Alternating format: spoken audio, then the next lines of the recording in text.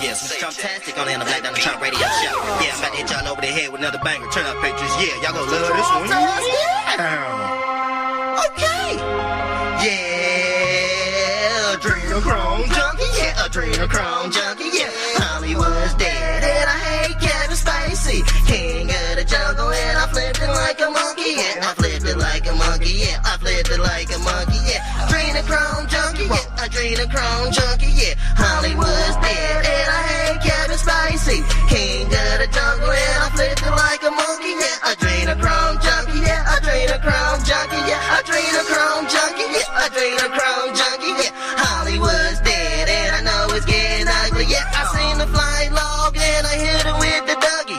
Better watch the waters cause the waters getting so muddy. George Sorrel lurking and I hit you in your target spot. Sucker free Sunday had you passing out the lollipop. Hollywood's dead, I'm taking trips out to Calabasas. Adrenochrome junkie, yeah, yeah, that's a lot of dope. 100 body nose dive, yeah, that's a lot of coke. Hanging by the neck, kick the chair, that's a suicide. Jim Jones drinking, but you still order Pizzagate. Chilling with the rats, Ninja Turtles, I'm the sensei. Homos with the sexuals, I think you need some being gay. Adrenochrome junkie, caught you chewing on some pizza sauce. Cooking up some beef, but don't forget the pepperonis. Dripperoni slags, clone her with a second cousin. Dr. Fauci pizza roll, hit her with a heart attack. Adrenochrome junkie, lost his kids and never got them back. Running up the numbers, counting like a Dracula. Vampire life, cross him over, I'm the hidden legend. Jesus Christ, Elon Musk, yeah, that's the hidden weapon. Dr. Pimple Poppers popping pills, that's a sin infection. Big Mike,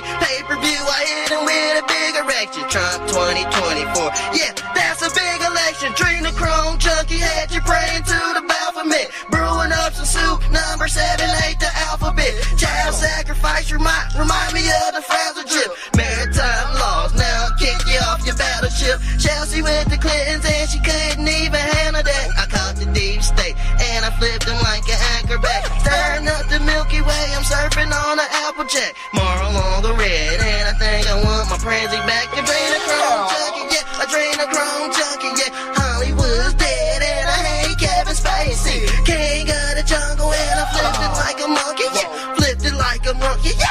Flipped it like a monkey, yeah. Adrenochrome junkie, yeah. Adrenochrome junkie, yeah. Hollywood's dead and I hate Kevin Spacey. King of the jungle and I flipped it like a monkey.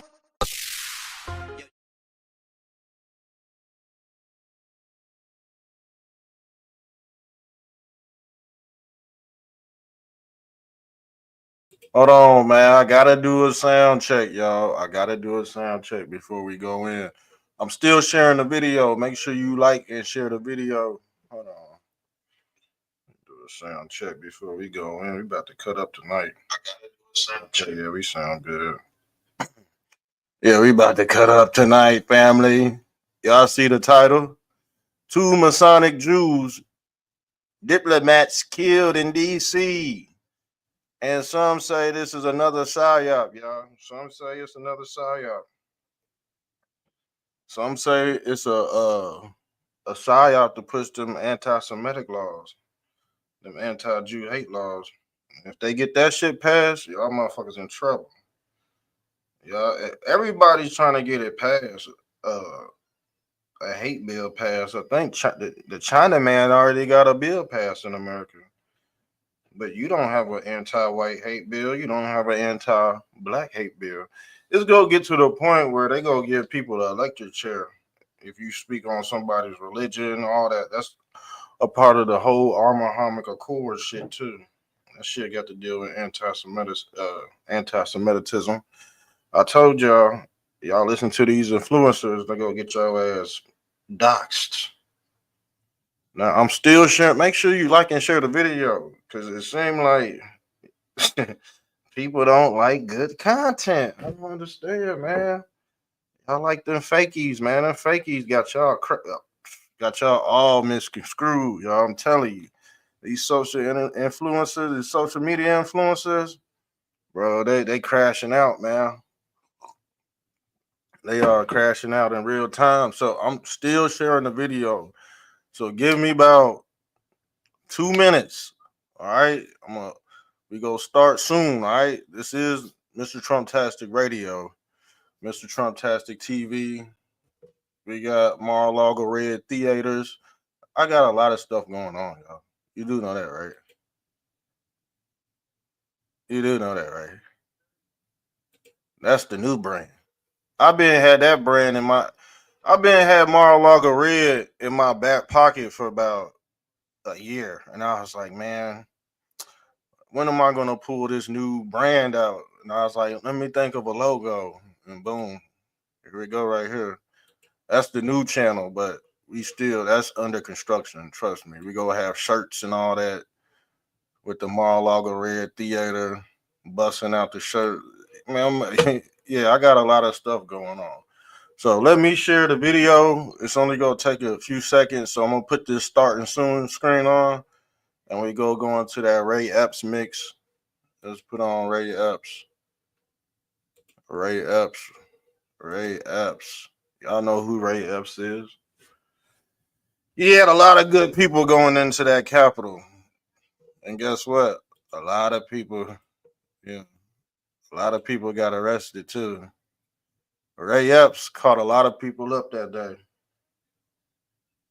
I was at Jan 6, but I left early. I left before all that shit popped off. I said nope. I said I seen Ray Epps too, and I said this motherfucker ain't no damn Trump supporter.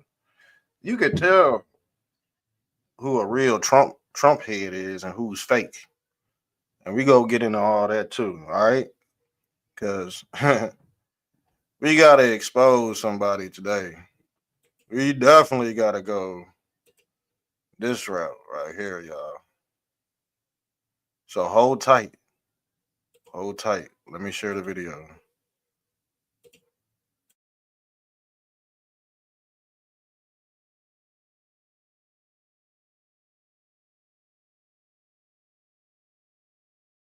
Yeah, it's Mr. Trumptastic. Yeah, I'm about to hit y'all over the head with another bang. Yeah, this that Ray Epps, Turn Up Patriots. Yeah, y'all gonna love this one. Play this record as frequently as possible. Okay. Ray Epps, I seen Ray Epps working for the Epi. Yeah, I think you know he made a bet. His name is on the payroll. You know he just cashed his check, streaming at the Capitol D-State. Didn't pay him, met informant in a Trump hat. You know he ain't talking right. FBA raid and I haven't beat the case yet. Trump ties matter, but I didn't bake the cake yet. Ready, set, go. I took off in a spaceship. I think you sold your house but left your kids in the basement. Pull my Trump card, now you gotta play your aces. Ray Epps for while under investigation. Can't charge me yet, I'm a walkie litigation. January 6th, Ray Epps on vacation. If you get jammed, it'll ruin your reputation. Yeah, I flipped the game, made it spicy like the Cajun. Supersonic flow like I played with Gary Payton. You used to be a guy, but change your name into Satan. Mr. Trumptastic, I sell out your stadium. Surfing in the stars with humans and Palladians. I can make your soul glow like 80 Arcadian. Yeah, Ray Epps, I seen Ray Epps, Trump head in the skies, and he's headed to the Capitol. Yeah, Ray Epps, I seen Ray Epps, Trump head in the skies, and he's scamming at the Capitol. Yeah, Ray Epps, I seen Ray Epps, Trump head in the skies, and he's headed to the Capitol. Yeah, Ray Epps, I seen Ray Epps, Trump head in the skies, and he's scamming at the Capitol. Yeah, Ray Epps, I seen Ray Epps, Trumper in the skies, and I seen him taking baby steps, conventions on the scale, but I didn't even wear him yet. Mr. Trumptastic, I'm popping out your tape deck, right at the Capitol. I had to use my street smarts, hiding in the bushes, same color as the tree bark, strapped up like a seatbelt. I'd rather push the keys to start. Ray Epps on the loudspeaker,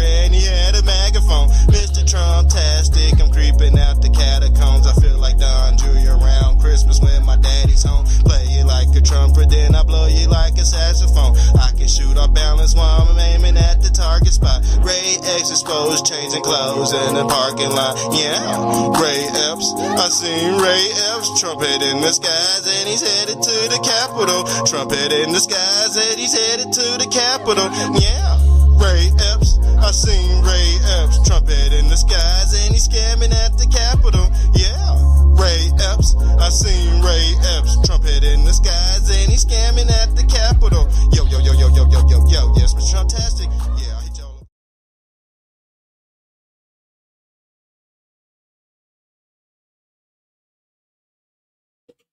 All right, I think we straight. I think we straight. All right. Breaking news. Hold on. I think we're good, y'all.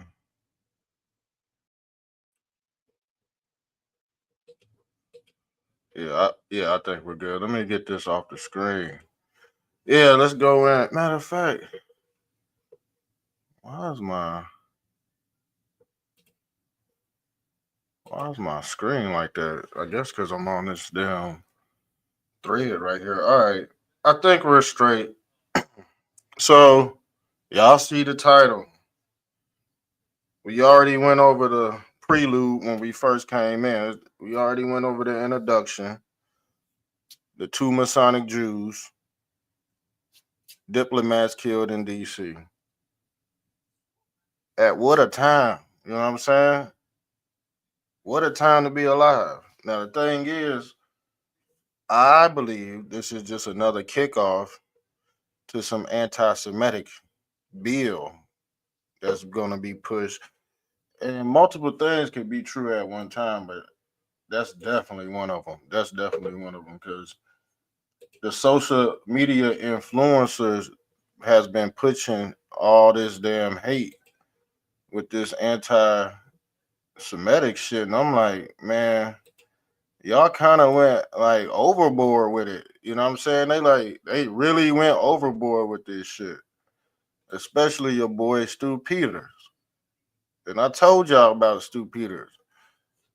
He likes to brew up a lot of trouble. I don't know if he's king of the whites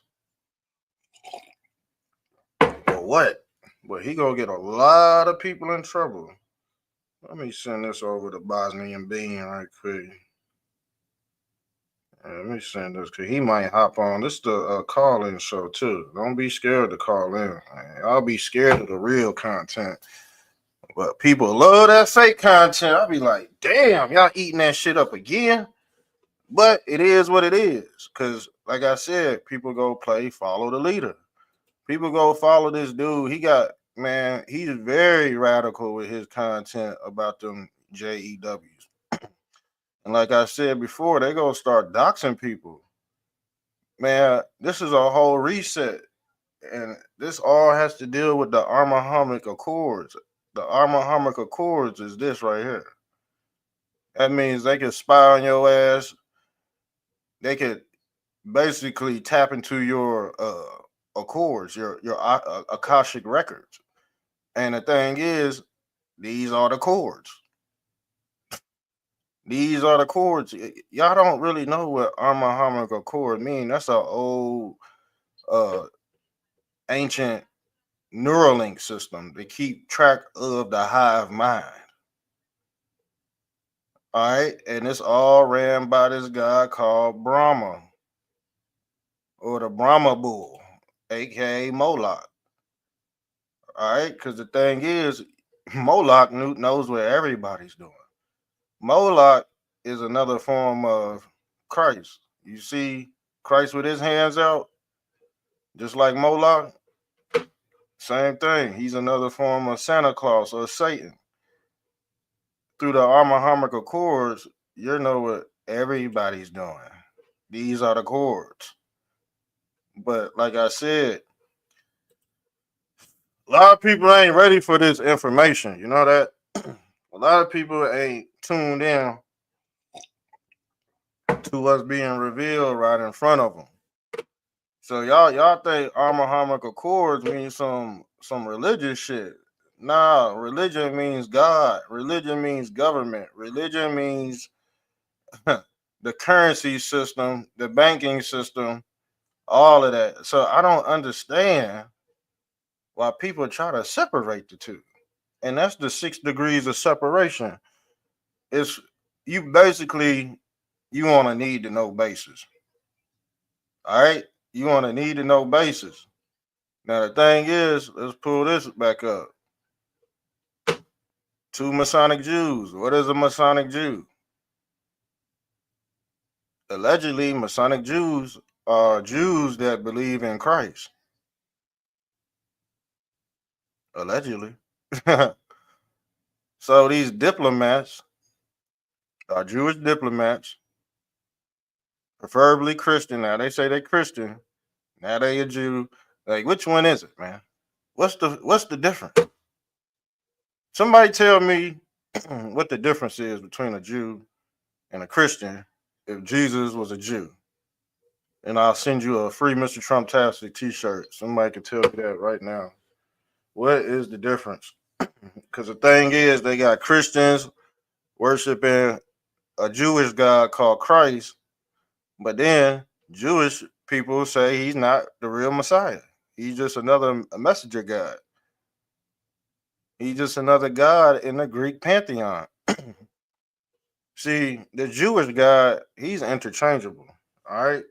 And the reason why he's interchangeable is because this Jewish guy, he could trade places at any time. He's the thing is, the Jewish people could blend in with the white race. The Jewish people could blend in with the black race. They could blend in with every race and every religion on earth. So you're not gonna know who these people are.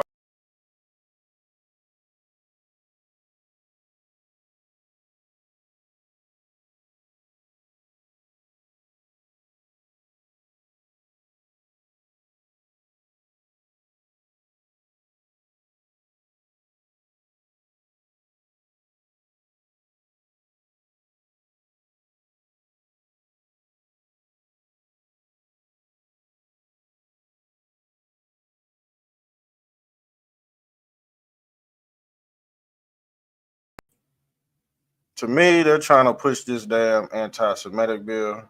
I hope I wasn't off the grid for. Hold on, let me check something. How long I been? I hope I was still talking.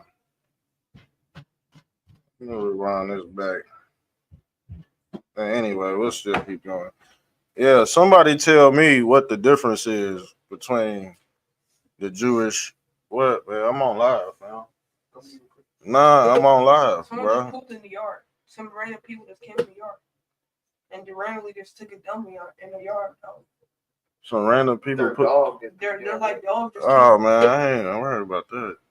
No, like it wasn't a dog. It was like them.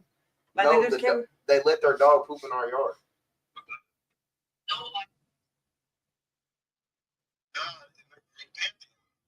Hold on, y'all. Let me.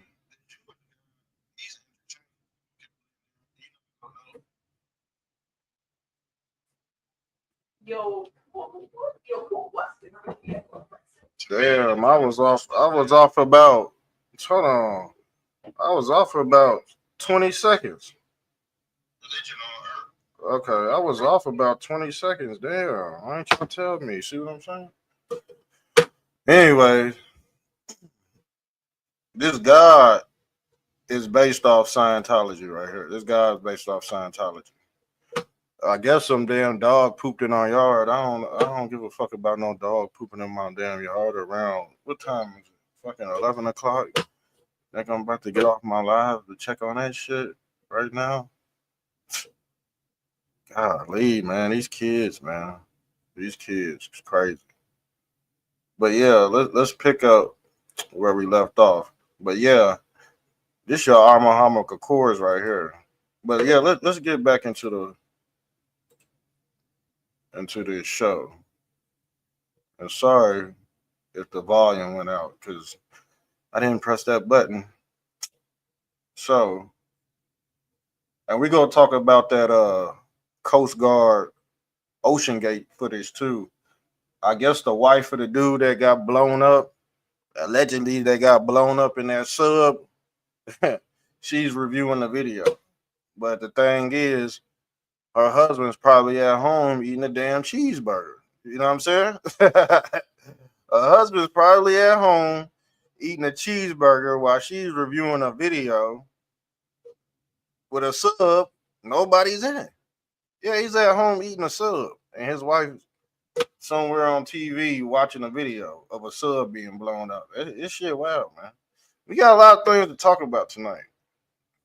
But sorry for the volume, man. We went out for about 15 seconds. I had to see what was going on. But yeah, if I ever go blank like that, man, just put something in the damn chat, shit, so I can know what's going on.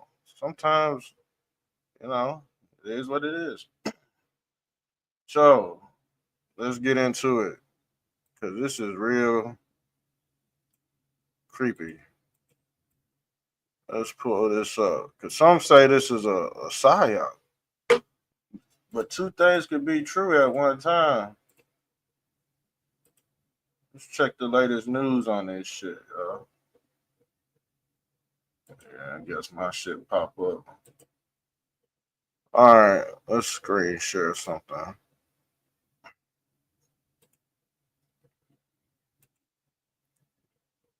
Let's screen share this. Two Masonic Jews. Two diplomats murdered in Washington, D.C.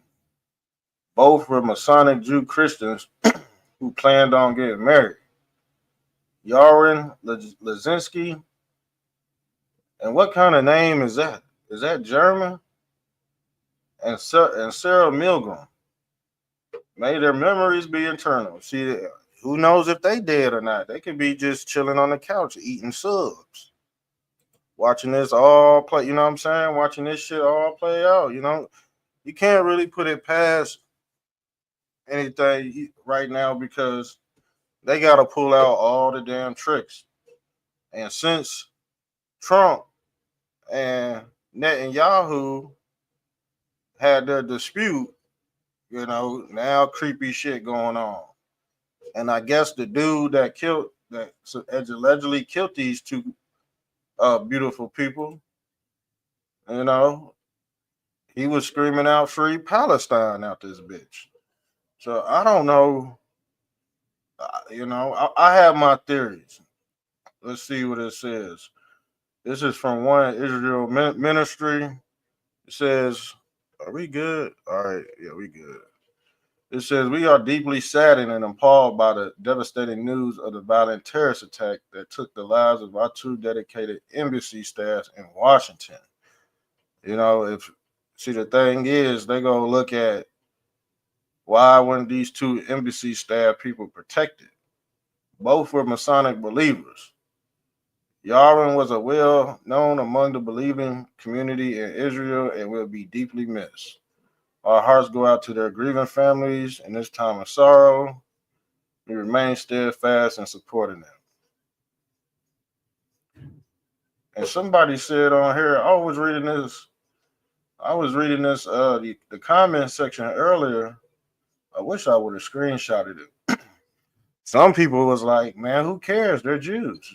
I'm like, damn. I said, people really have no sympathy or remorse over anything. What do these people got to do with what Netanyahu is doing? Unless they doing some dirties and they sent somebody, you know what I'm saying? It could be like that too, since they tied in with the embassy. If they tied in with the embassy, they tied in with it. They probably got to report back to Netanyahu. So who knows? Who knows? What does it say? Jews really seem to enjoy and torturing and deleting Gentiles. And it's crazy because if you think about it, the Jewish community is such a small community, but man, they got agents and spies and shit and ninjas that'll come get your fucking ass. You know what I'm saying?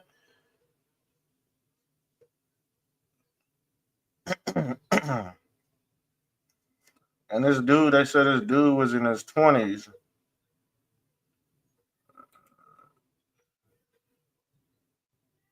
I guess this is the crime scene. We're gonna go into some video footage of this too. This revelation is still early.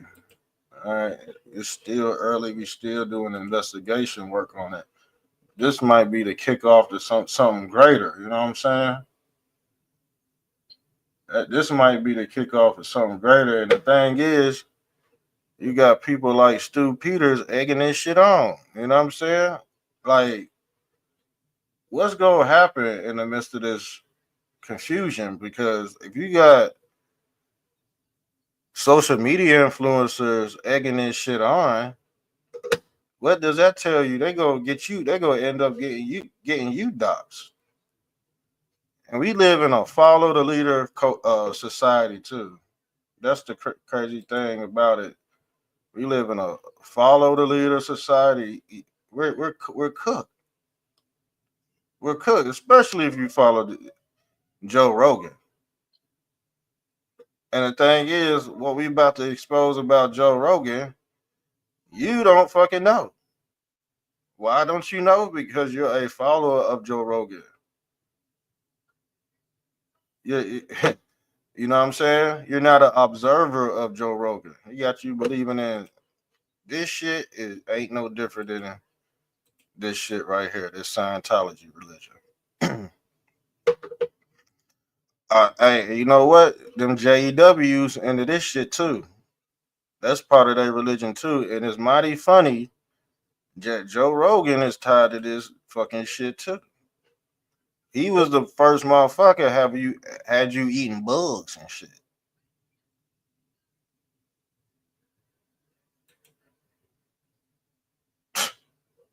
We ain't even dug in it. Let's go back. Let's go back to what we was talking about. All right. We go get into this. We go save Joe Rogan for last, man. Cause he out here selling fake brain pills and shit. He going to church. The thing is, he gotta hook the church members up to the fake brain pills so they could talk to Christ more clear. Cause there's a lot of brain fog going on.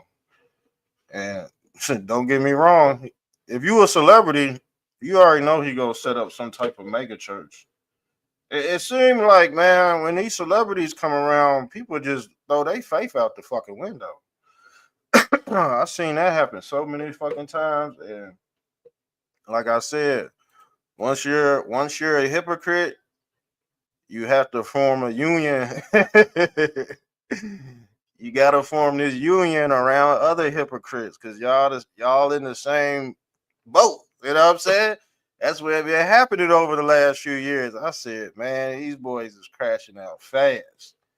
Candace Owens crashing out. I said, man, she bigging up Harvey Weinstein out this bitch. And I said, what did I tell y'all? I said Trump did not hire her on to his administration. And Candace Owens really got butthurt about that. And guess what? She went straight to fucking Harvey Weinstein. I said, damn. And you know what? He's alleged pedo, man. We already know he's very rapey. Look at him. He's not, yeah. Oh my God.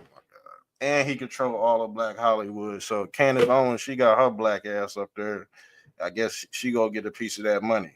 Because I know for a fact he probably sent her a damn check for that episode she did. I think she did about 4 or 5. She might have did more than that. Episodes on your boy Harvey Weinstein saying he's fucking innocent. The thing is, I wouldn't even spoke on that shit. We already know what you fucking do. Terry Crews even mentioned that a white Hollywood executive grabbed his fucking ball sack. Yes, allegedly that was Harvey Weinstein, y'all. But you got people on our side. Well, I ain't. Candace Owens is a mixture of a lot of things, man. And her followers don't even know it. Just like his followers don't even know he was selling fake ass brain pills.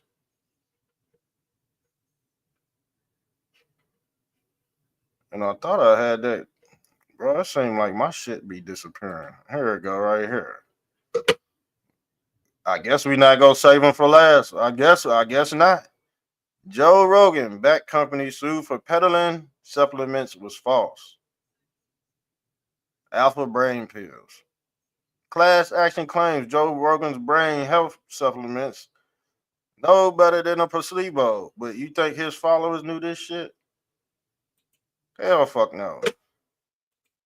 His followers probably knew this. No, I don't even think his followers knew this shit. 666. You think Satanists? He said Satanists are nice because you know what? Christianity is the lowest level of Satanism that you can worship. Christianity is like Satanism, uh, 5.0 type shit. You know what I'm saying? It's not. It's not really that you out here harming people. You just out here funding motherfuckers like this. You funding motherfuckers like this. You know what I'm saying? That's why he got all these damn Scientologists on the damn show, so he can connect your mind, connect your board hive mind to the damn system. I told y'all, I ain't gonna lie, man. I don't like belittling people, but at some, you know what? Fuck it. If you a gump and you don't know what the fuck going on, we gonna have to.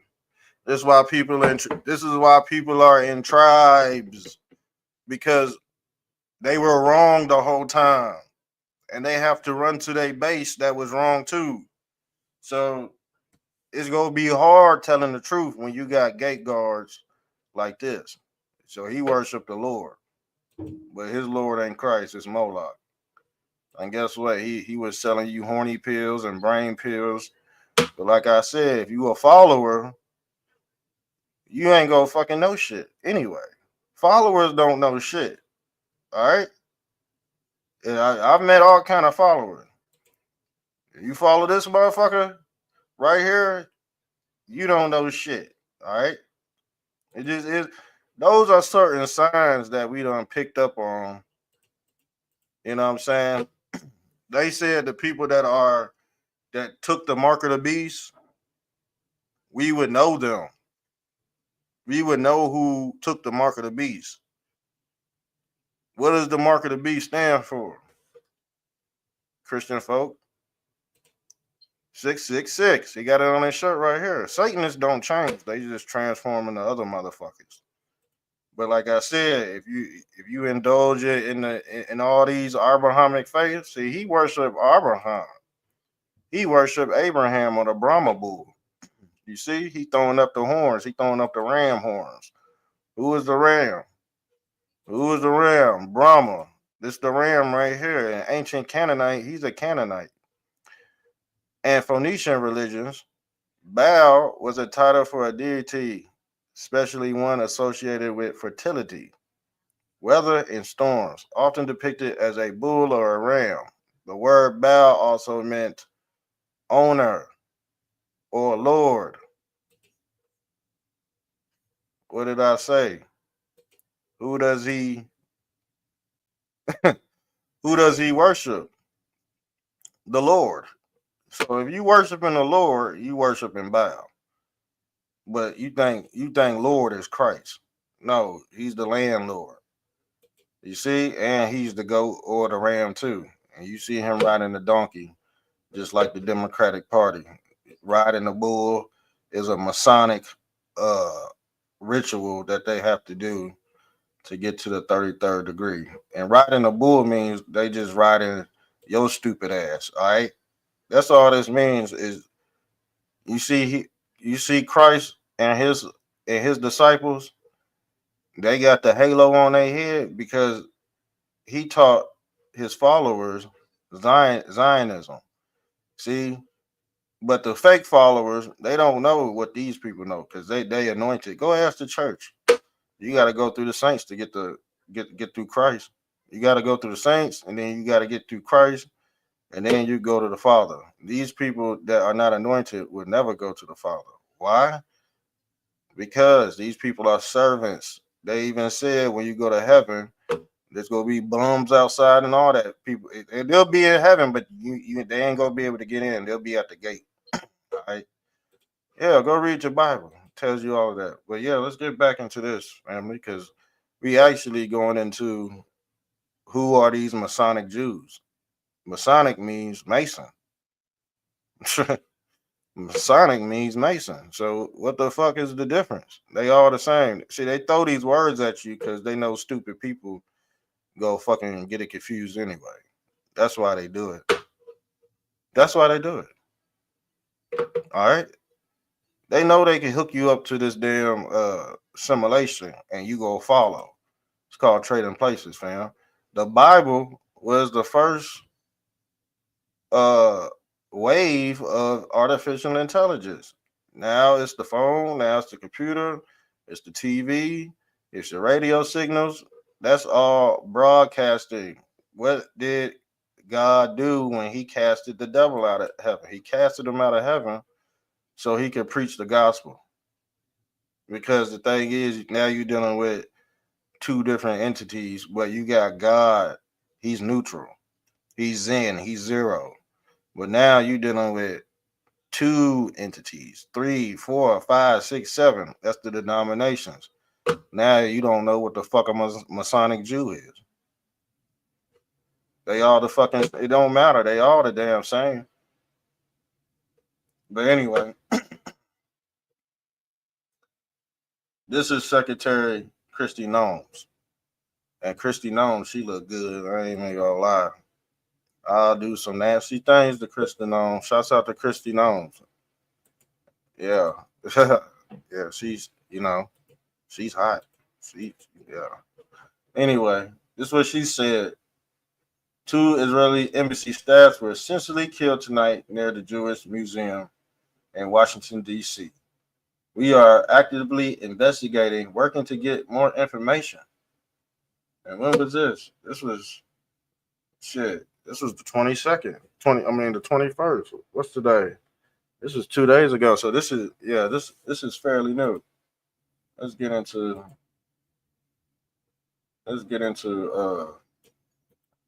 because this is wild. This is wild. Like who's protecting these people and who's setting up in DC? See, they still haven't even caught the bomber that was at January 6th. Or was it January 5th? I think it was January 5th. They still haven't caught that dude. So you think they're gonna really catch? Well, they allegedly caught the person that did it, but was that really him? He might, like I said, he probably is the scapegoat. He's the scapegoat. But this is downtown Washington, D.C. I done been down here before. It looked like Gotham City at night. It looked real gloomy and shit at night. It ain't really lit up like it's supposed to be. But shit, they was probably walking to get some damn coffee and then boom. Senseless killing. Allegedly. Let me see if we got something else on this damn story.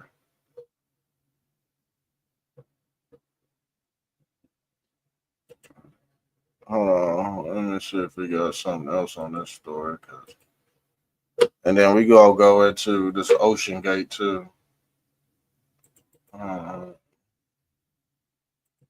We definitely got to go into this OceanGate. So let me find the killer. Let me find the damn killer. Hold on, man. Let's pull this up, man. Let's pull this up right quick. I hope they're not trying to say this dude is Mossad. By the way of deception, thou shalt do war. Mossad. And you see that symbol right there. With the Jewish menorah.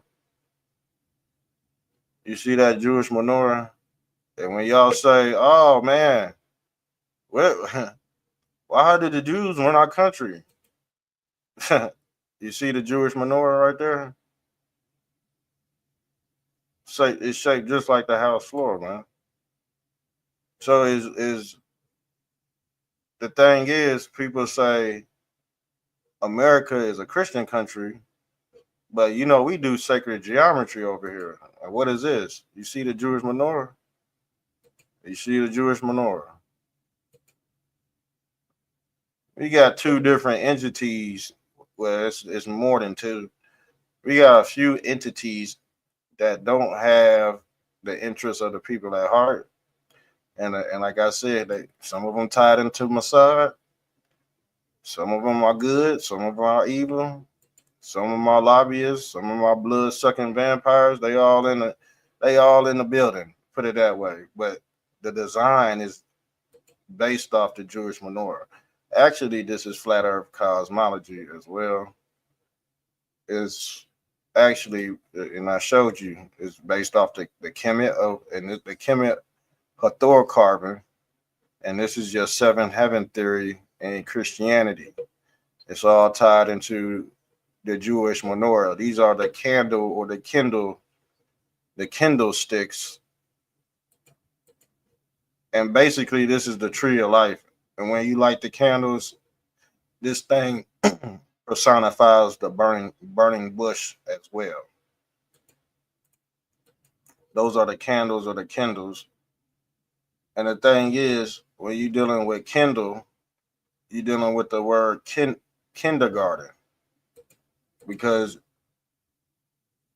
guess what these people do? Not I'm not talking about all of these. You see, the thing is, man, you gotta put these people in the proper context, because if you don't, it's gonna turn into anti-Semitic type shit. But the candle is the Kindle. And when you're dealing with a garden, this is the tree of life as well. So basically, this is the candle garden right here, or the Garden of Eden. And these lights will be personified as the lights on the Christmas tree as well.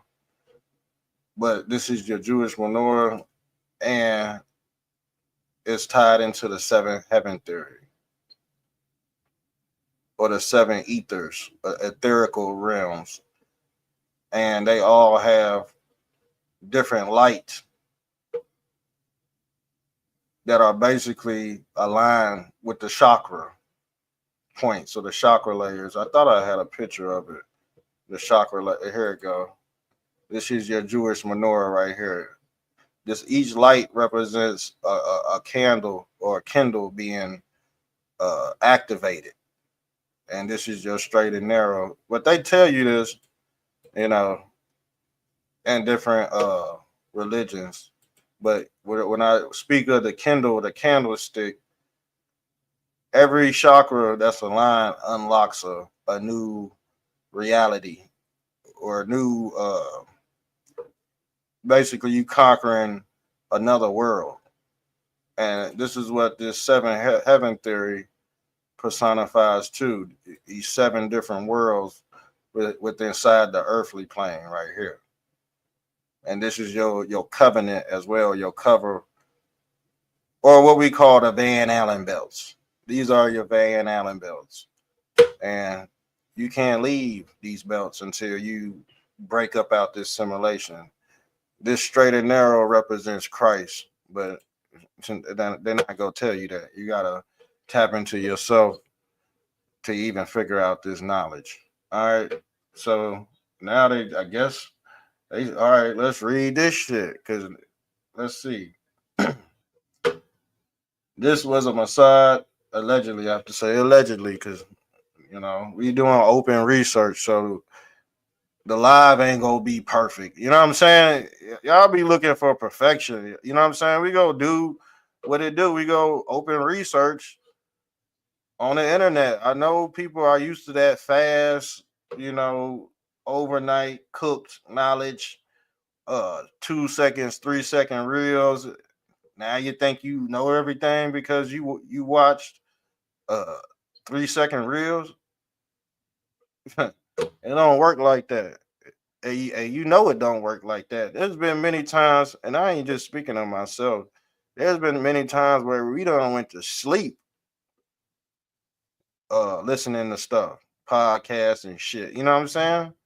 If you ain't that type of person that's real deep into like figuring out what kind of reality that we stay in, you go be stuck. You go reincarnate back on this earthly realm. And like I said, that's the Van Allen belt. So think of a seed that's being planted, and this is what it's showing you right here: reincarnations. And so just think, a seed is being planted. This is also is a electromagnetic Taurus field. This Jewish menorah as well. But we just going off the grid. You know what I'm saying? Sometimes I do that. Sometimes, I let the live just take us wherever we go. But Mossad, man, that's just another fraternity. And sometimes you have good people in these fraternities, and they just fall to the wayside because they don't know the true definition behind these fraternities. Like, people think we in America, but we really in Egypt. You see Osiris throne right here, upside down. America always been in turmoil. This is really right side up, but guess what? You live in Bizarro land, where right is left and left is right. And if you ain't tuned in, your world gonna be upside down if you ain't dialed to the right frequency, y'all. All right. So it says this: beloved Yaron Lashesky was my student at the Argaman Institute, a graduate of the Exodus program. And we already explained about this damn Exodus. Some people think it's real, but we have no evidence of an Exodus out of Egypt. Just in the Bible. But, some people education just stops at the Bible, and then they don't go no further than that. So they gonna be on this first layer right here. See, the Bible is just basics instructions before leaving Earth. That's all the Bible is. So this basic level, you playing the level on easy. You just playing it safe. All right. So when you reincarnate, you go be back on this same basic level. It's like a game. So when you step up to the next level, boom, you got to break 7 of these. The Bible ain't gonna fucking do that. Just the Bible alone is not gonna break all these Van Allen belts. It's just not. This if y'all say it's the basics instructions, of course you're not gonna fucking bust out this bitch like Christ or Neo. The thing is, you gotta go to hell to get the keys first. Everybody gotta go to hell or what they call the underworld to get the keys. Now the thing is, they blame it on Christ. They say, "Oh, he got the keys, so everybody else ain't gotta go to hell to get the keys." But that's a damn lie. All right, that's a lie they gotta tell non-humans. Because the thing is, you know why they gotta tell the non-humans that you gotta have Christ to go to heaven? Because they was born in a fucking test tube. This is Jesus Christ coming out of a damn test tube. Because guess what? He personified an immaculate conception, y'all. That's what all these religions is about. Why you think Messiah can blow up 50 million kids and blame it on Christ? Because Christ got the technology to repopulate the earth through test tube. You see Christ coming out his test tube, or what we call the CERN machine. This is your first technological secrets of Jesus Christ coming out the CERN machine right here into his new body in Christ. Because guess what? These new body in Christ, guess what? They not go break, they not go bend, they not go shed a tear. Who the fuck is that? Who the fuck? What the fuck is that? That's a goddamn fucking sentient being. A goddamn cyborg. You think the Pope, man of sin? You see all these pins that's in the man of sin? You think he feel this shit? No, because he's a dummy. The man of pen. We already did a whole episode on the man of sin. I call him the man of pen. I think he's pinned down man because they pinned his ass down. He's basically a voodoo doll. This is your earlier form of voodoo. And I know people be like, oh, voodoo is pagan. But the thing is, what you worship is pagan. You just don't, you just indulge in spooking. Everything that the Satanists are saying got to deal with your ass, all right? But the thing is, guess what? They give you spookism. Satan gives you spookism because he don't want you to know the knowledge of evil and good. This is why Joe Rogan could take his ass to church and sell y'all fake brain pills at the same fucking time. And y'all not gonna say nothing about it. Y'all go let this motherfucker right in the church. He gonna be deacon. He gonna be head deacon of the deacon board. I told y'all sorry as fuck. And this is the reason why good people support you know, this is why good people support the clergymen. You know what I'm saying? That's why good people only know good. They don't know evil. So they in this state of bliss, or what we call this state of ignorance, because ignorance is bliss. You don't know fucking shit. You pin everything on Christ. You don't take no accountability for your actions. So when you do wrong, you get the scapegoat doctrine. You just pin it to this fucking dummy right here. All right, but this dummy, guess what? He dwells with string theory. Okay, this is why they call Christ a fisherman, and he got his net. You see the nets right here? You're not gonna know this is your ancient form of the internet, that Jewish menorah.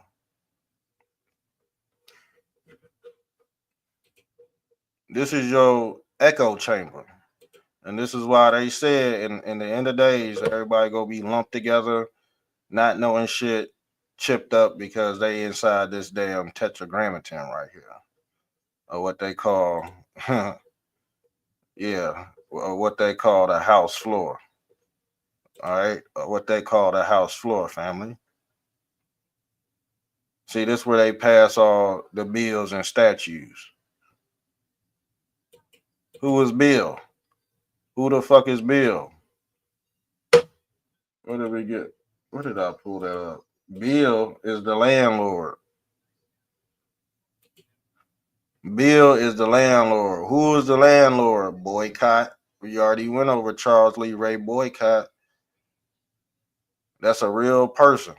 All right. And that's the reason why if certain bills don't pass, yeah, you boycott. That's a real name. And guess what? Guess who Boycott was? Boycott, Charles Lee Ray Boycott, was a landlord. Go look at that video on my page. We did it about a month and a half ago. I don't be playing with y'all on here. I do the work so I can pass it on to my kids, because I really don't get no support from the majority of the people, because the truth is, non-existent nowadays. And it's just burning up the hypocrites because they've been fooled. You could be fooled in many ways, just like these people right here. You see these people right here? They are on different levels, but they all watching the same shit. You see, as above, so below.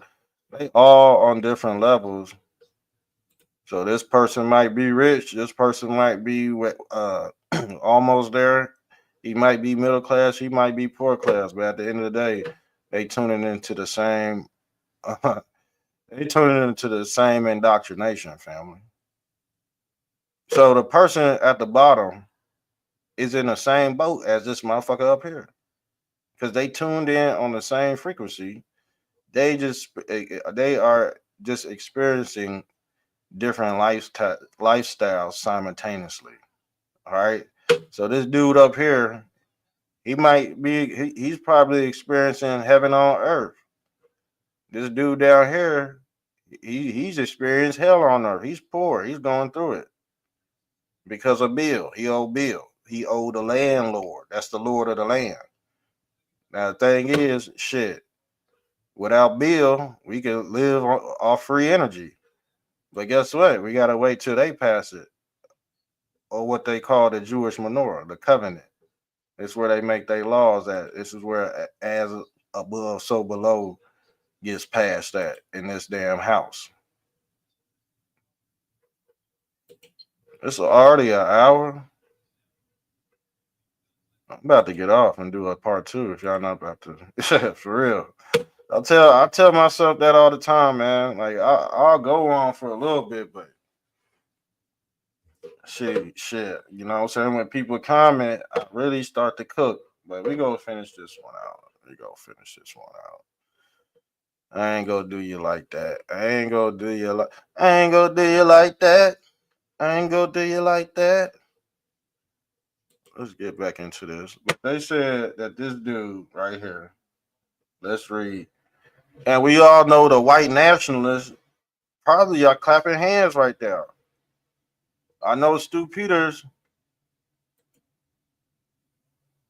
What did he say? He said solutions are good. Final solutions are great. Stu Peters' message to Theo Vaughn. You want to know what to do? Start advocating for a final decision. What do you think that means? It means bust motherfuckers over the head like this. That's what he's mean. That's what he's talking about. But like I said, with this global reset, you ain't gonna be able to be racist and shit against it. You know what I'm saying? This is just a whole, theocracy playing out right in front of your face right here. And the root word of Theo is God. Y'all do know that's why his name Theo Vaughn. God Vaughn. And we gotta find out who Vaughn is. What the root word of Theo, his name is fucked up too. He into some shit, Masonic shit too. Anybody with the name Theo, that's the root word for God, and that's the root word for theocracy. So he in the theater, and what does he do? He a social media influencer. He dwell in the book of Acts. This influencer shit and this podcasting shit, what we see on the internet, that all got to deal with religion and the broadcasting system. Because that's how they go. That's how they create sheep followers. All right. That's how the Masons ride the goat. They ride in your dumb ass through this broadcasting system. I told y'all that. Ride the bull. Who's the bull? Who's the bully? The corporation is the bully. Where is the bull located at? The bull on Wall Street.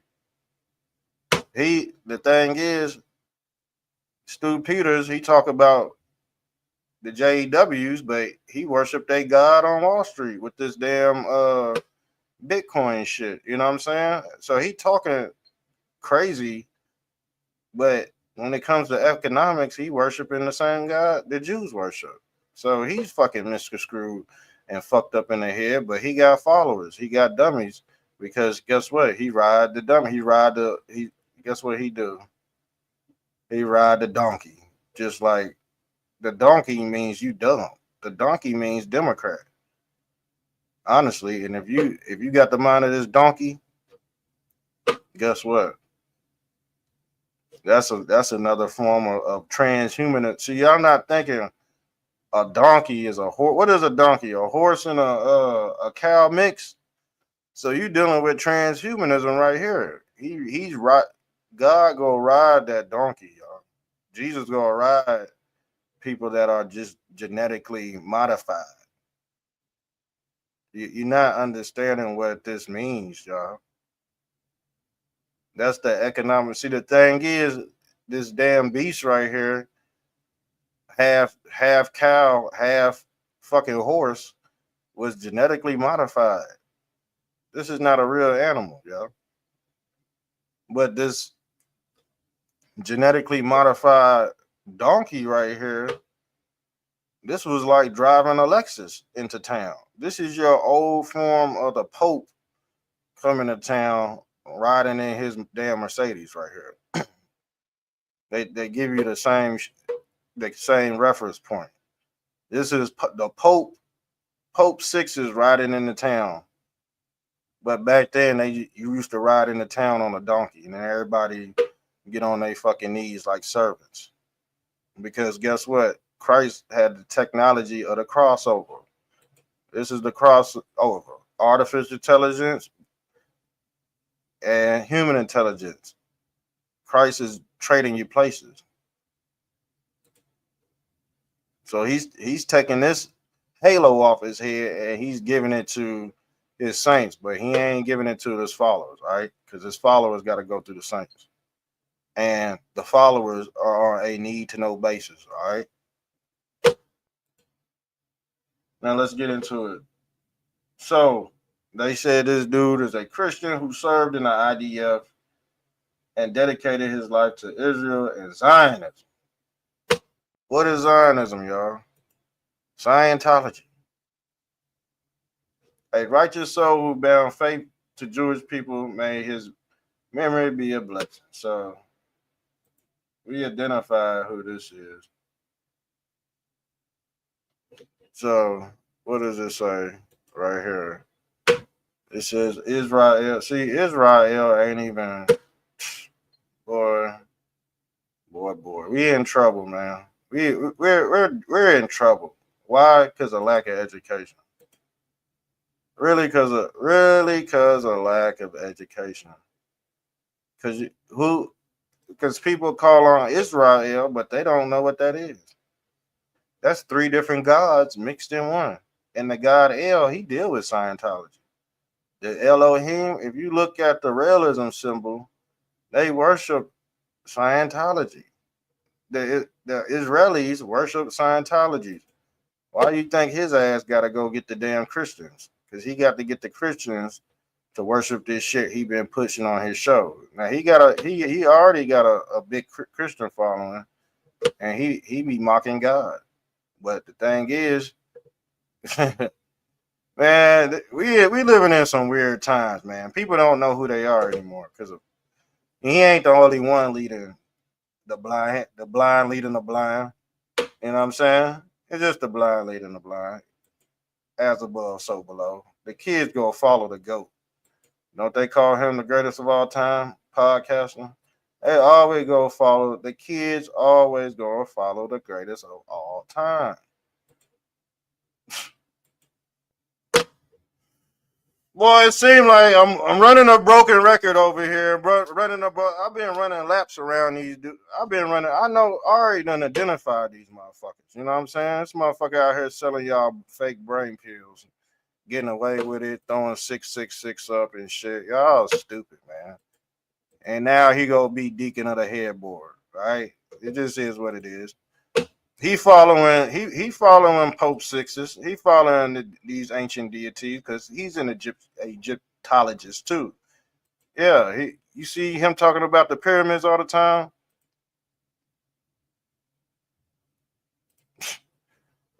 Y'all don't know shit.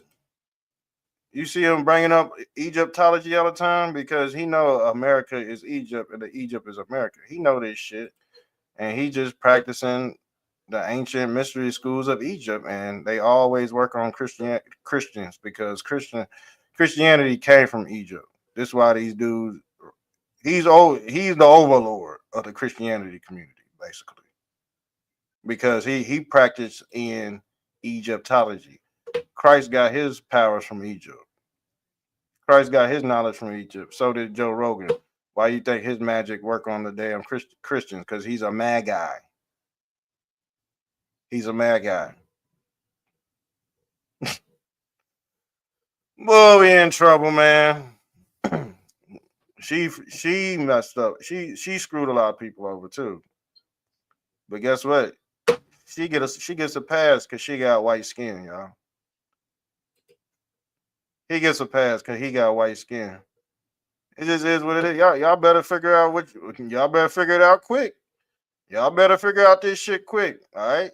That's all I'm about to say. Because you already know we gonna keep it real over here. 100. And like I said, I'm still waiting to debate a real candidate. Judaism. All in the African shit. You see the elephant right there. We already pulled up the damn donkey. Here go the elephant right here. That means this damn Star David controls both sides of the political arena. And the Star of David is what? Also the Jewish menorah. This all this shit connected, man.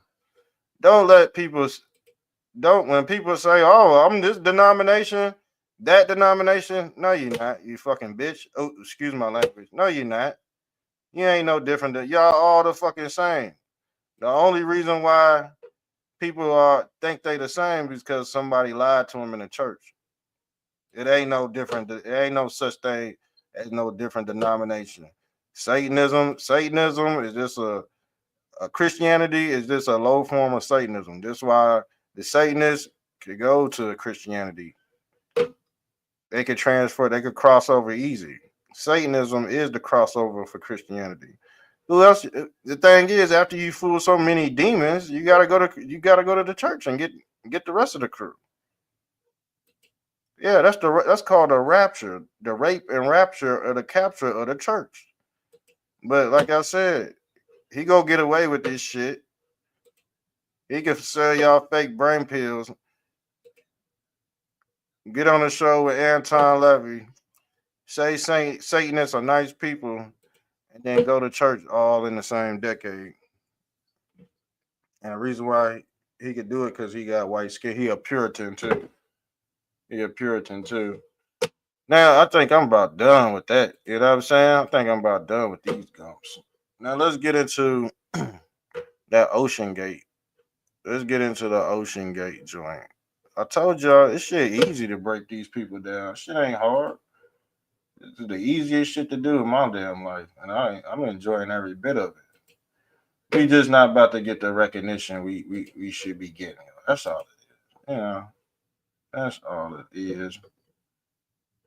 Now let's get into this damn OceanGate, because this is okay. This is the video shows OceanGate CEO's wife react after the sound, now thought to have been Titan sub implosion. And let's get into this video.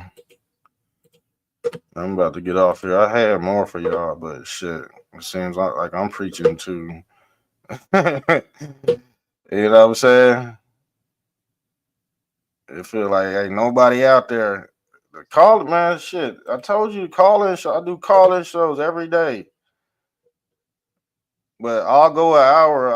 I'll give the information out for free. Y'all already know that. I already know. I think I just be hitting y'all with so much revelations in one episode. I gotta shorten the episode. I think I'm gonna start shortening the episodes for real, because stuff I'll be hitting y'all with just be mind blowing. All right, let's get into this explosion. And like I said, her husband could be sitting at home eating a damn sub. He could really be at home eating a damn sub sandwich. We would never know, because we already knew this was a psyop. We already knew this was a psyop.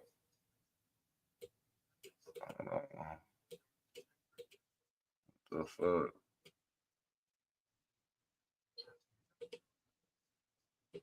This ain't the damn video. Where is that lady at? Hold on, y'all.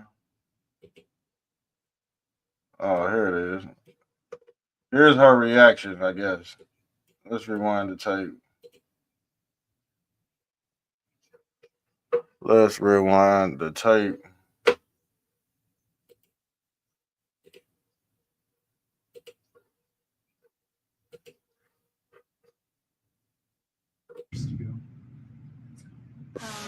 Yeah. It should be about 500 meters, 30. What was that thing?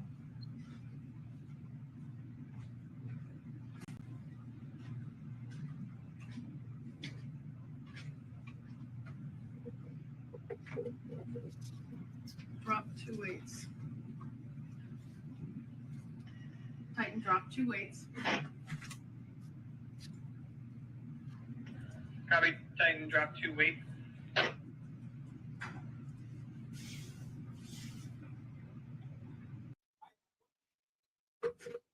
Oh, they gonna hit us with a commercial. Yeah. It's gonna load back up. All right, there you go. So this is the wife's reaction to the damn submarine blowing up, Go down fairly light. and it don't look like Exactly what happened. she's in distress right now. It look like she's watching a sub explode, and then her husband's in the back eating a sub sandwich. We're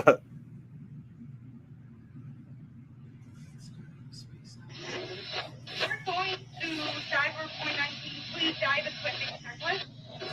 There's a line that says spare sector, more than 5 available. Say again. Right here. Repeat last. Diver 419, please dive equipment checklist. A line says it's spare deck bricks, more than 5 available. The platform was light, therefore we need more bricks here, correct? Negative. Yeah, well, the platform, those weights can be on the platform and just be ready to transfer to the sub. Roger that. Thank you for confirming. Can you confirm how many bricks are on the platform currently? Does that look like? Does that look like she was in some type of distress or something?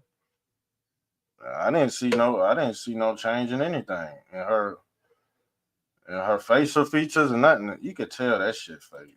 There ain't no damn CEO. That bitch ain't on it too. That bitch wasn't nobody in that damn sub. Like I said, did we say they was them CEOs? Them CEOs was running from Trump. Yeah. Did we say them CEOs was running from Trump? Running from Trump? Yes, they was. This is from the Washington Commanders, y'all. They put out a note about this tragic murder too. All right.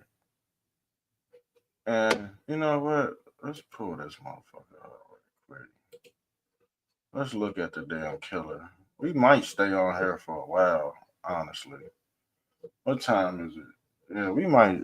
Fuck it. We might as well just stay up and stream. Let me pull this up.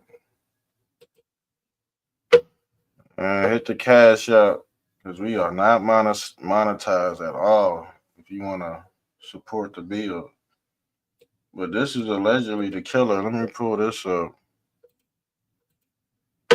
I just want to see the aftermath of what they about to do. You know what I'm saying? Like, where's this anti-Semitic stuff gonna go? Are they gonna? Because the thing is, if they do an anti-Semitic law, black people go want an anti-hate law. White people go want an anti-hate law, and then it just go bleed back. It's just go balance itself out. But the thing is, you gonna get more time for calling a black person a nigger on the internet. You gonna get time for calling a white person a cracker. You gonna get a lot of time for it. You might just get kicked off the grid and won't be able to communicate with the collective, and that'll really hurt. That means you can't put your VR glasses on and come into the simulation with the collective. That means you're going to be shunned out of this kingdom of Zionism.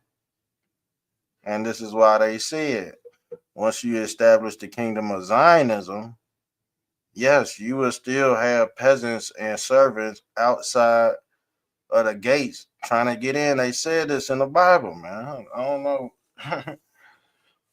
Y'all need to go read that, man. Y'all know, matter of fact, y'all go find it and pull it up. We'll review it.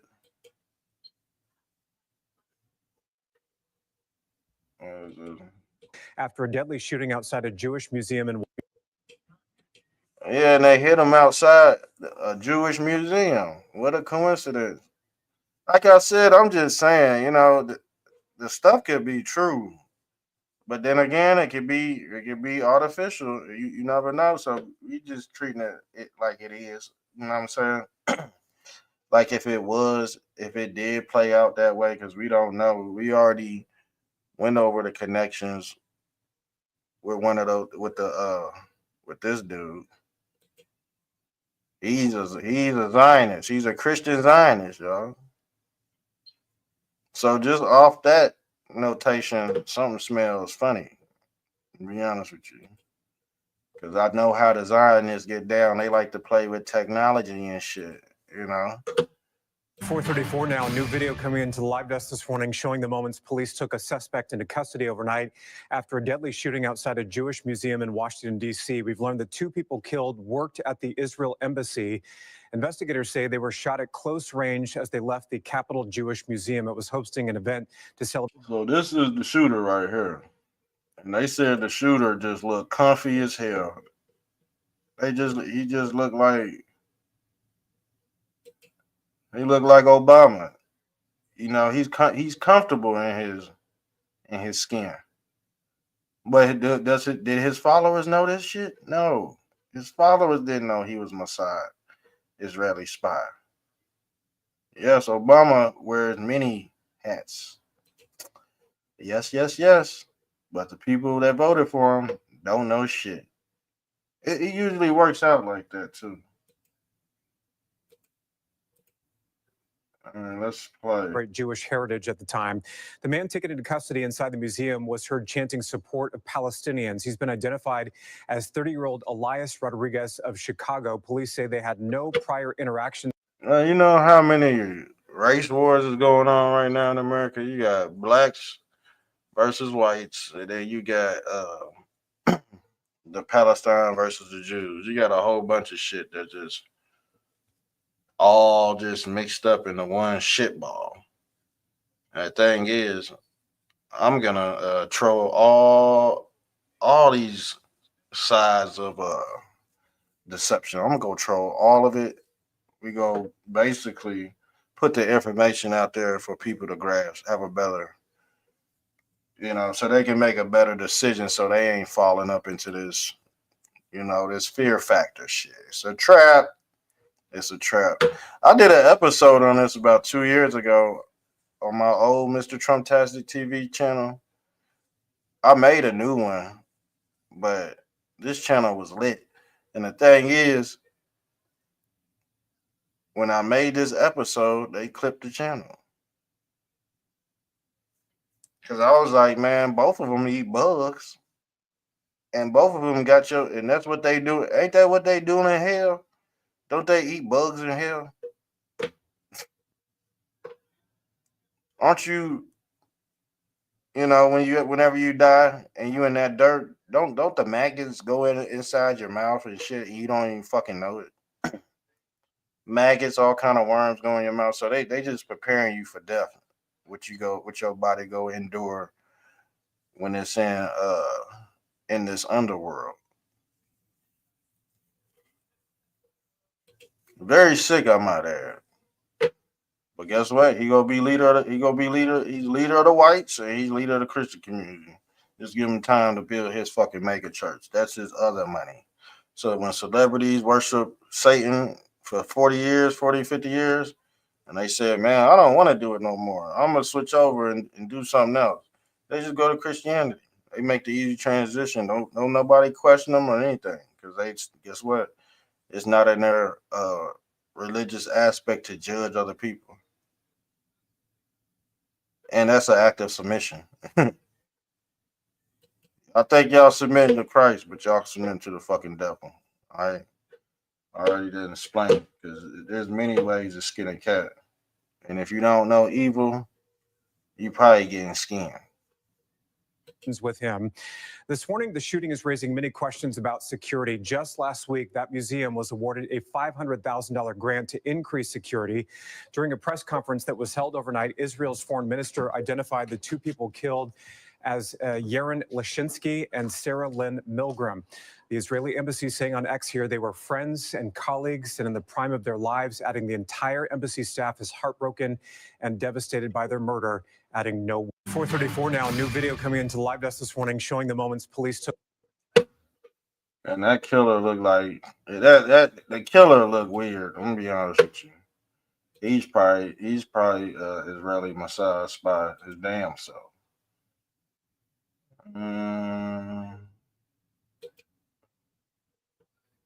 What is this? Oh yeah. I cooked these boys. What the hell?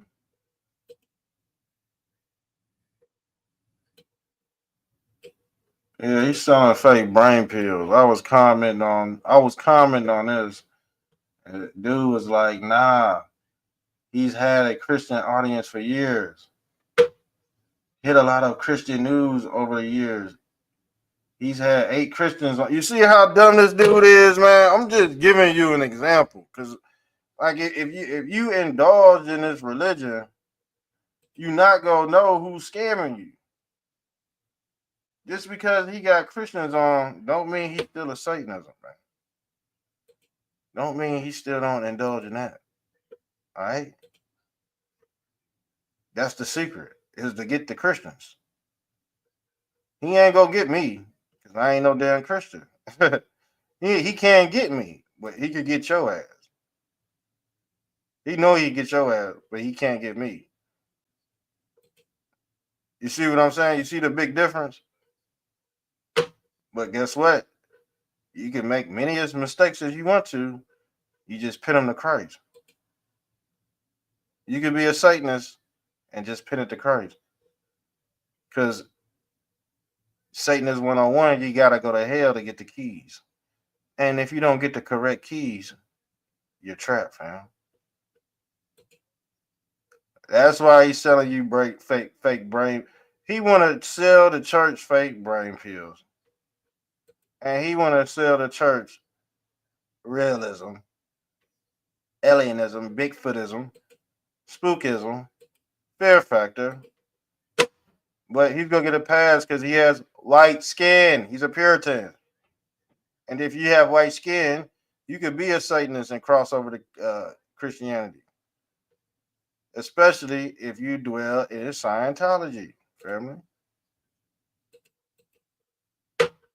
So this dude, John, his name John 3:16, but he don't know nothing about fucking John 3:16. He said he doesn't need to attend church for more viewers. Not like he's going to be reading scripture. Even Christian channels don't rake in like Joe. But when Joe gets on the Christian channels go rake in because there's Joe on there. And he go give y'all this. This the new fucking church.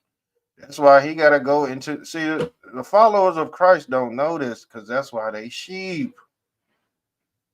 This is why Christ said y'all sheep. And only the Zionists are the saints. Didn't they say this in the end of days that the Zionists go be the saints? John Kazorik said he's already rich. He doesn't need the money. But if you're a follower, you're not gonna be able to articulate this information. That's why I said, man, Christian folk gotta basically go off and find motherfuckers like me to break shit down, because they ain't go get it in the church. They got damn motherfucking Russell Brand already baptized somebody in his undies with his cock out. Him, all 3 of them baptized a gay man in whitey tighties. So the people I'll be arguing with on X, man, they just lost. They running off some type of algorithm that's of Satan himself. All right, and like I said, all we can do is pray for people that are just lost in the sauce. But I think that's all we got to. That's all we got to cover tonight. I might have something else queued up for y'all. Oh yeah, y'all see this shit, David David Hogg is basically on fucking The Breakfast Club, y'all. David Hogg is on The Breakfast Club. Now, when David Hogg, starts going down talking to the black people, the Democratic Party is over with. I'm be honest with you. The Democratic Party would never be. They said it's going to be a couple of decades before they get back in some type of power, but most of us are just too smart to be fooled again. But this is David Hogg. The story about David Hogg, his ass popped up in some of these damn psyops, and now he's leader of the whites on the Democratic side. But he's been placed in many psyops. I think they said his ass was at Sandy Hook. Didn't they say? Then he was at some other event too. What was it? I forgot what it was. It was some nationalist stuff. He was there too. He's always popping up in the weirdest spots. David Hall. Why? Because he's a governmental agent for the DNC. It's that easy. So is Jasmine Crockett, man. COINTELPRO. Damn, man. COINTELPRO. Joe Rogan had this motherfucker up on here fooling y'all about teaching y'all about realism and shit, the Christ consciousness bullshit. He had y'all motherfucking fool, all right? Joe Rogan had him on the show. Joe Rogan selling y'all fake brain pills and shit. Guess what? Stu Peters fucking y'all over, preaching anti-Semitism, trying to manifest final solutions. Y'all know what that means. And then some shit pop off like it did 2 days ago with some people getting killed. And you already know this is where this is coming. This is coming to. It's coming to people about to get doxxed on the internet. This is why people gotta go. This is why people gotta get chipped. This is why they said everybody go be chipped up. But are you gonna be anchored to it? Is the question. That's the question. A lot of people gonna be anchored. That chip ain't gonna come out. The thing is, they're gonna be damned to hell. It's called damnation or denomination. That means you being demoted. If you in I'm in a denomination. That just means you're being demoted. You basically being in the underworld with the demons. And this trickster god that y'all like to worship, who we call the Joker, because his symbol is the question mark. And what did God say in the Bible? Don't ask me no fucking questions. Because he's gonna send tricksters to do thy will. Jasmine Crockett, I love her. Mhm. She is amazing. Yeah. I think that people want to see somebody who fights and calls out the bullshit. Ultimately, I think that's what Jasmine does, and we need a hell of a lot more people that are out there that are willing to do just that and call people out on their BS and not say, "Oh my God, Republicans are going to criticize me for saying this." Screw that. They're going to criticize you no matter what. So what we should be asking ourselves is, what are we really fighting for? Yeah. Because we know it matters, and I think Jasmine is frankly the type of leader that we're really looking to support in some senses, right? Somebody who is out there that frankly doesn't give a damn what the other side, at least the elected Republicans in Congress say what they believe in. And at least, even if you don't agree with her, you know what she stands for. Yeah. Because she makes it very clear. And people are really craving that right now. They don't want more politicians that say talking points that it doesn't even feel like they believe, or you don't even really know what they mean. They want somebody who's out there that says what they believe and doesn't care what somebody else thinks about it. They want that authenticity. By God. Authenticity. You got fake eyelashes, fake hair, a lot of fake shit going on in this bitch. So I don't know what he talking about, some damn fake, some authenticity, when there ain't nothing like that going on up there. One more thing. Kanye West got people singing, "Hell, you know what, Mr. Mustache," at Buffalo Wild Wings, y'all. And you know what? I don't even want to play that song. Matter of fact, I think I got kicked for playing that song. I think I did get kicked because we was doing that review. But they at Buffalo Wild Wings, pulling up doing musicals and shit, y'all. Yeah, this them at Buffalo Wild Wings singing that you know what song. And this is the dude. I ain't playing that damn video, but I shut it. It's about 20 black men in here dressed in all black singing that new Kanye West shit. And they just act. I think they just acting, man. I think Kanye West paid these motherfuckers out there to go promote his song. They probably don't even hate Jews. You know what I'm saying? They just trolling, but there's a lot of stuff going on in America right now. Man. A lot of trumpets being blown. What does this dude say? This dude said Jews are not safe anymore in Britain.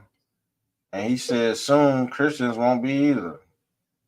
Let's pull this video up.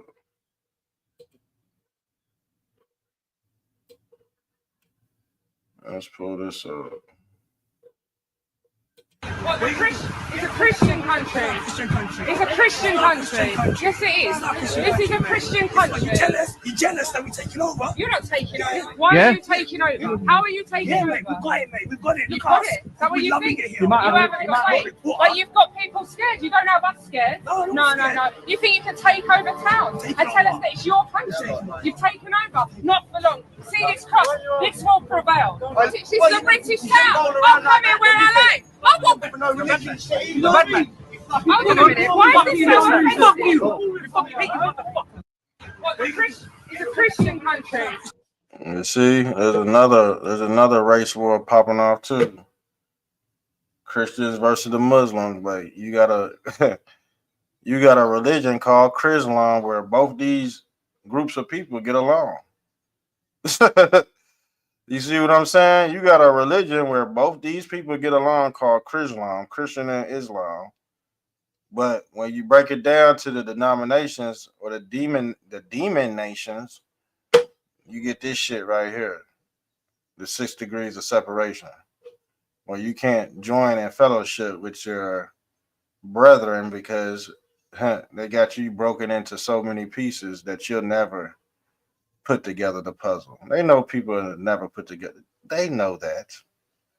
And with them knowing that, you'll be able to reincarnate back in this same state of mind.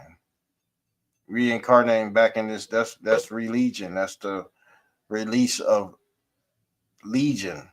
Legion is a demon that had about 7 heads, or what we call the 7 heads of Leviathan. Family. And to get out the matrix, you have to conquer these 7 heads. I told you, that's the Jewish menorah, that's the 7 levels heavens theory. These are just gates that you have to conquer to bust out. But if you in a demon nation or a denomination, you're fucked anyway. It's all based off the platform, or what we call the Infinity Hotel, where all possibilities have to play out in this damn simulation.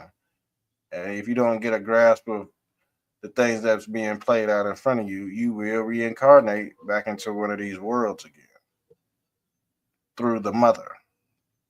Okay? Because you didn't get to the father. You had a shortcoming. You got to come back. You was blocked off by the first gate because you only had the basic instructions. You didn't have you got to have the Old Testament and New Testament. They try to do away with the old system and bring in this new system of forgiveness to where the individual could get away with doing something heinous, and you'll be able to, obtain that energy through Christ. you'll be able to take on the sins of the forefathers, and all that bad juju gets passed along throughout history. And then guess what? You have race wars pop off, you have cultural wars, religious wars pop off, all that. And it's just meant to depopulate and divide humanity, but it is what it is. But you can track these people in real time. This is your, like I said, this is your Abrahamic Accords. You see the accord? You see the chords? It's very simple, family. This is not a hard concept to grasp if somebody like me is presenting this information to you. 'Cause like I said, I try to make it as easy as possible, so y'all quit being tricked by the same people. Let's see what else we got. I think I might do a little streaming tonight.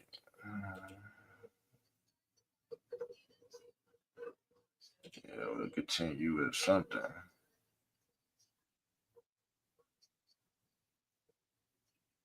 We'll continue. I'm about to get off here and just.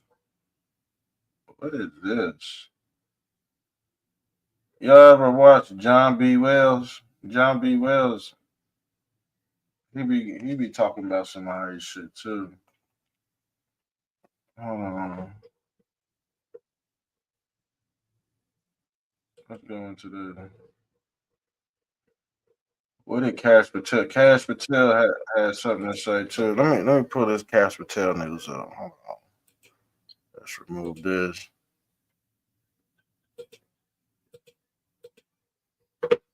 All right.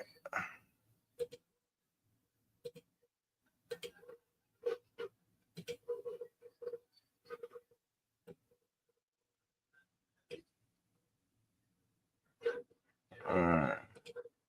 In the Department of Justice guidelines that says specifically that DOJ personnel should not voluntarily disclose a photograph of a defendant unless it serves a law enforcement function or unless the photograph is already part of the public record in the case. Clearly, Judge Dugan's photograph was not already part of the public record in the case.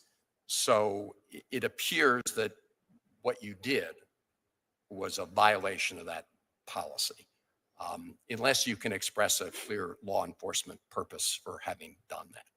The simple law enforcement purpose is to show America that we investigate any individual who commits a crime, especially those in positions of public trust. But do you agree with the presumption of innocence in the U.S. system? Absolutely. As a public defender, that's what I fought for years. Well, but that's different than this. But Mr. Director, this is one of the reasons why that guideline is there, so people, especially the director of the FBI, doesn't announce to the country that somebody's already been found criminally liable when they haven't. She hasn't, has she? But that's not what we said, that she was criminally liable. We said she was arrested. No, showed it. Yeah, we know she was arrested, but the issue is the photograph. I'm asking you, going forward, I hope as the leader of the FBI, you will comply with the guidelines of the FBI that everybody else is expected to follow. I believe I have, and I will going forward. Well, this seems like a direct violation of this guideline. I guess we're in disagreement, Senator. Well, unless you can tell me why that really serves a law enforcement function. So you're going to send out pictures of everybody that's arrested? Lots of people that are arrested have pictures sent out. I'm asking you as director of the FBI, is that going to be your policy just to start saying? No, we do it on a case-by-case basis. Yeah. Well, the guidelines make clear that I think any normal interpretation of this suggests it's a violation. Look, we're a budget committee, an appropriations committee. We want to find a way to make sure that we properly resource the men and women who work at the FBI. I think that is a common goal, I hope. And I do just, Mr. Chairman, again, in closing, I understand you want to proceed just so that we keep things going, but it is kind of hard to proceed without any budget. So I don't take you as critiquing or having a hearing. No, You're that's- pleased to have a hearing, and I wish we had more to I deal know with you than do. we do. I do. And we'll work to get more information as the administration completes its budget.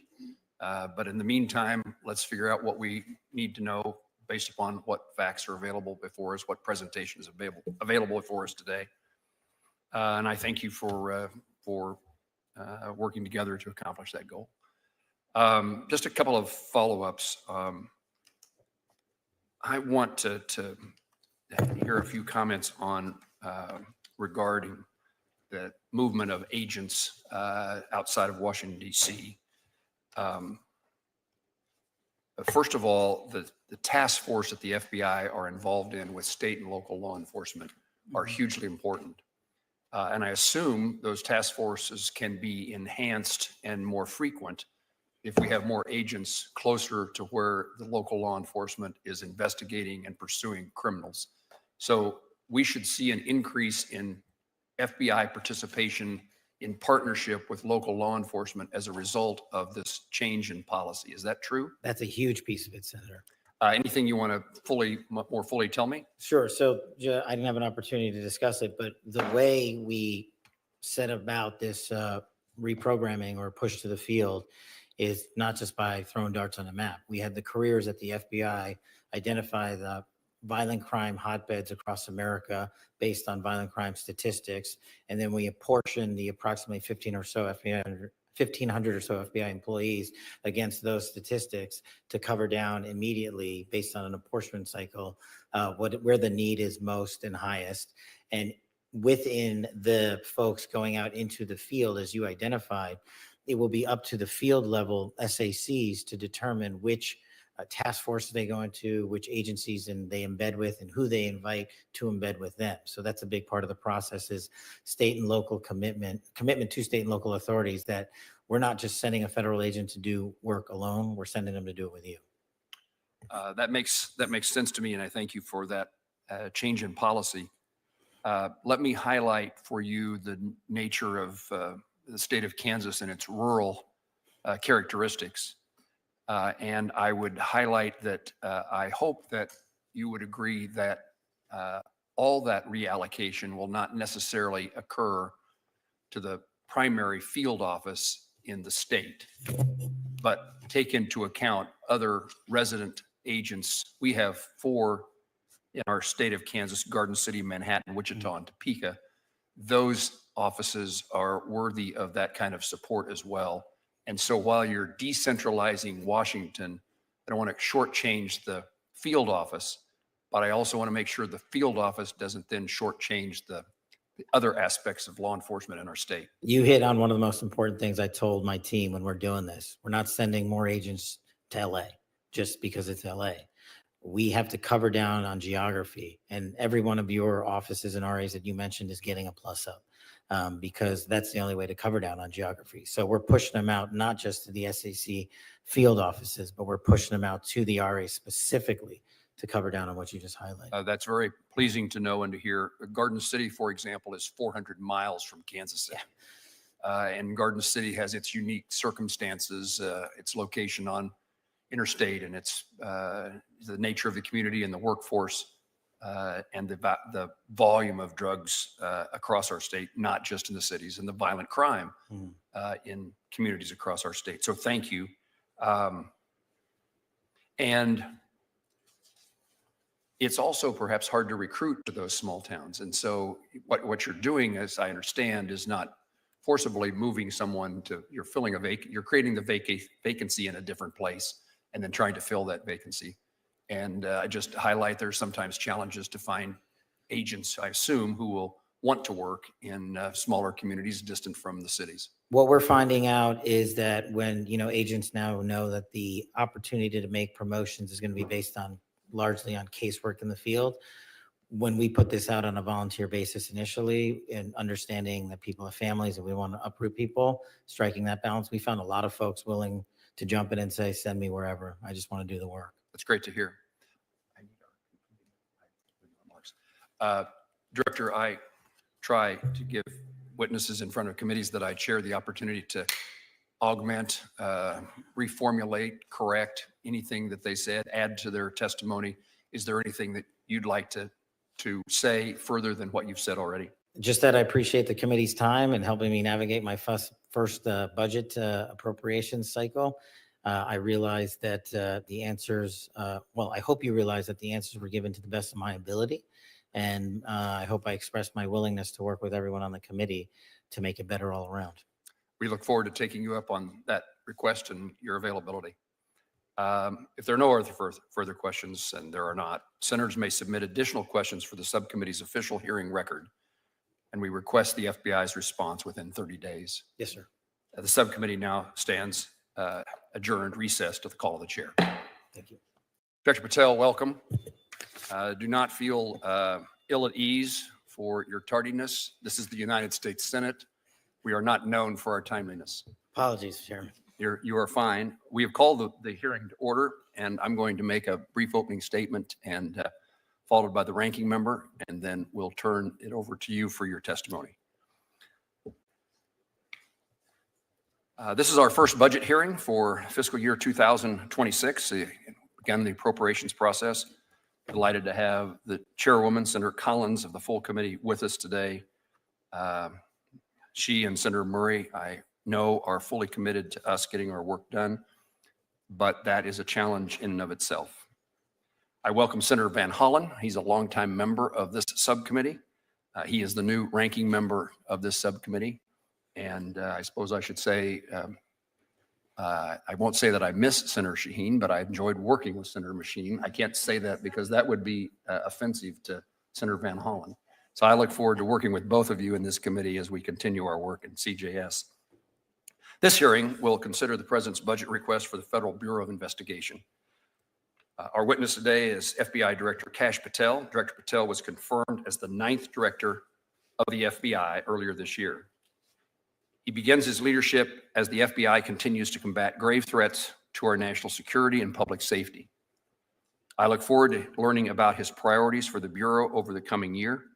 I'm especially interested in learning how the Bureau will execute these priorities in the context of the President's budget request. That request is transmitted to Congress last Friday. The skinny budget proposes a reduction of $545 million from the fiscal year 25 levels, enacted levels. This is approximately a 5% reduction. I am concerned by the scale of the cut, especially as I know full well it comes on the heels of 2 years where the FBI's budget was essentially held flat, forcing it to absorb hundreds of millions of dollars in unavoidable inflationary increases. I also know so much of the FBI's budget is utilized in paying personnel. Any efficiencies and savings may have already been achieved because of that circumstance, and there is a challenge in finding other ways to cut additional dollars. Director Patel, I'm concerned that the scale of the proposed reduction could force the FBI to eliminate vacant positions and leave positions unfilled as current special agents, intelligence analysts, and professional staff as professional staff depart and retire. The challenge of this is the challenge of this committee. Americans and the FBI confront numerous obstacles, numerous things that have to be accomplished. Addressing the fentanyl epidemic and restricting the Mexican cartels that produce and traffic it, intercepting potential terrorists who plot to harm Americans, like the attack in New Orleans on New Year's Day, locating and investigating foreign nationals who try to enter our country to steal intellectual property or gather data on national security sites, and preempting Iranian plots against former or current U.S. officials and Iranian dissidents. That's just a few of the tasks which make up the Bureau's mission. Fewer FBI special agents, intelligence analysts, and professional staff could hinder the Bureau in executing the President's commitment to making our communities safe. Our law enforcement, whether state, local, or federal, keep our nation safe and help carry out justice. I want to make certain these men and women are equipped to counter crime, but reducing the federal law enforcement in my home state in Kansas means less support for local police officers and local sheriffs. Also means less support for the Kansas Bureau of Investigation. I'm also eager to hear about the director's goals to reform and improve the Bureau, including the initiative to redeploy positions currently concentrated at FBI headquarters and the DC region to field offices, to more fully field offices across the country. that seems to have appealed to me. Director Patel, thank you for your testimony that we're going to hear. I look forward to working closely with you throughout the appropriations process to provide the right level of federal resources to support the mission of the FBI. Senator Van Hollen, again, welcome as the vice chair of this subcommittee, and you're recognized for an opening statement.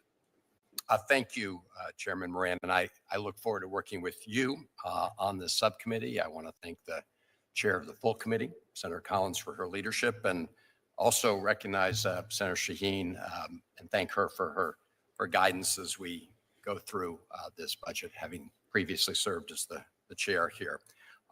And it's good to be hearing from our first witness. Director Patel, welcome. Look, this is supposed to be a hearing on the FBI's fiscal year 2006 budget request. We're in a difficult spot because we really don't have much of a budget request. What I'm holding up, 46 pages, is the entire budget request of the Trump administration for the entire government. And you can see we've got a short paragraph here on the FBI.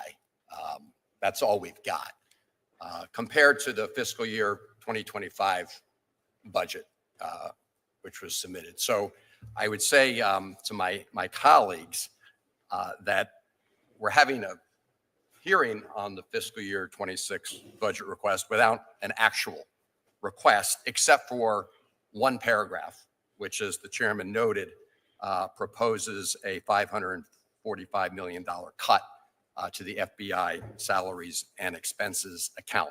It doesn't tell us what missions the FBI proposes to reduce or to eliminate. It doesn't give us any sense of what it means for the safety and security of the American people. We're left to guess at that. I would say normally we also get for the FBI alone this information, the congressional budget justification, and we don't have any of this year. We have one paragraph, Mr. Director. And as the chairman noted, the FBI has experienced significant cuts. In fiscal year 24, under the Fiscal Responsibility Act, the CJS bill overall was cut by $2.5 billion. It resulted in a cut of 1,025 positions at the FBI. This was before your time, Mr. Director. And under the fiscal year 25 continuing resolution, deep cuts continue, and I understand that the FBI will be cutting another 875 personnel just this year because of the fiscal year 25 request. Mr. Director, you testified yesterday that the president's fiscal year 26 proposal, which is this paragraph before us, would result in a cut of another 1,300 positions. My view is that those will likely do a lot of harm to the FBI's overall mission. I do want to briefly touch on another issue of great importance to the mission of the FBI and the men and women who serve there, and that's the need for a modern, secure campus that meets their security needs and the mission. This is an effort that goes way back, well over a decade. Look no further than the 2011 and 2017 GAO reports on this issue. And if it was an urgent priority then, a new headquarters could not be more urgent now. The FBI is in desperate need of a new headquarters. The current building is literally crumbling with nets in place to catch falling concrete and debris. Mr. Director, I'm glad from your testimony yesterday that you have taken notice of this, and you stated in that testimony that the Hoover building, quote, is simply unsafe for the FBI personnel. I completely agree. We also know from GAO reports that the Hoover building does not meet the security needs of the FBI, and that significantly more security requires a setback campus, not one located in the middle of downtown Washington, D.C. That's why after a years-long transparent and open process, the GSA selected a site for the new headquarters in Greenbelt, Maryland. That decision was final, and it was made clear that it was the best site that met the needs of the FBI. So, Mr. Director, I hope that in the coming weeks, we can discuss the importance of that new headquarters. I also look forward to hearing how the FBI will be implementing its proposal to relocate up to 904 vacant positions from the National Capital Region to unfilled slots in the field. I appreciate the fact that the Baltimore field office would get 40 of those positions. Baltimore has seen a drop in violent crime, but we always need to do more. And in closing, I just want to thank the 35,000 FBI employees for their tireless dedication and service to our country. We continue to ask them to do more with less, all while their invaluable work keeps us all safe from harm. And so we must ensure that they have the resources that they need to complete their mission. Dr. Patel, Director Patel, I look forward to your testimony. Senator Van Hollen, thank you very much. And we now recognize the Director of the FBI, Kash Patel. Thank you so much, members of the committee. Thank you, Chairman. Thank you, Ranking Member, and all the committee, subcommittee members. It's truly an honor and a privilege to sit here as the 9th Director of the FBI. It is something that was quite unimaginable to me growing up as a child. And as I sit here, I'm humbled by listening to you and your colleagues yesterday, and both looking forward to our conversation today. President Trump has set new priorities and a focus on federal law enforcement. I'm here today in full support of the president's budget, which reprioritizes and enhances our mission of law enforcement and national security. We're fighting for a fully funded FBI because we want a fully effective FBI. We want an FBI in support of the president's budget that puts law enforcement, fighting violent crime, and national security first, and that does only those things and nothing else. We have, in my approximately less than 3 months there, I have sensed a renewed vigor within the men and women in the FBI, both at the 1811 status, IAs, SOSs, and across the country and around the world. A few quick highlights since I became the 9th Director. We've taken 3 of the FBI's most top 10 wanted fugitives in the world, 3, and apprehended them from around the world, to include terrorists, gangbangers, and those who wish to do more harm to our children than any other criminal on earth. We've joined with our interagency partners around the country in many of your home states to detain and arrest violent fugitives and criminals who are pouring fentanyl into our country, committing gang violence, and robbing our banking systems with high levels of fraud. We have also partnered with folks down in states like Florida to seize just a few weeks ago 20 metric tons, that's 44,000 pounds of illicit drugs, mostly cocaine. We kept $500 million worth of narcotics off the street in that one seizure alone. We've also reprioritized, or it's a priority of mine, to go after those with the full force of the FBI that harm our children. Just yesterday, we announced the summary successes of what we call Operation Restore Justice. In the last month, we targeted any individual in this country who is harming our children through extortion rings, through sex trafficking, or through other violent criminal activities. In the last month, we've arrested over 400 individuals committing violent crimes against our children. As I stated yesterday with the Attorney General, if you harm our children, you will receive no sanctuary. Just this last week, we arrested over 200 violent criminals effectuating acts of violence against our children, and we will not stop. Operation Restore Freedom has just started.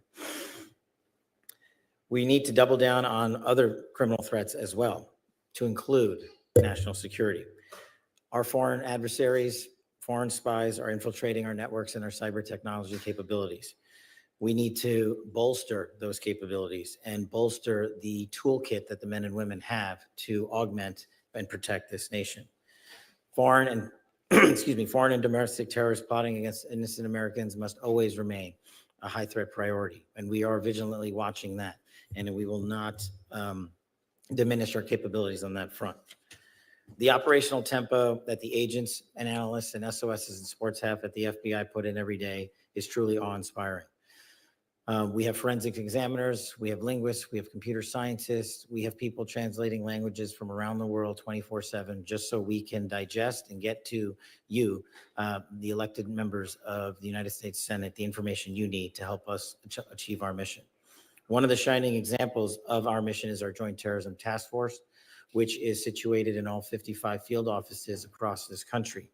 Having worked in our Joint Terrorism Task Force on a lot of the terrorism cases I handle, it is one of the most effective ways to combat our nation's biggest threat.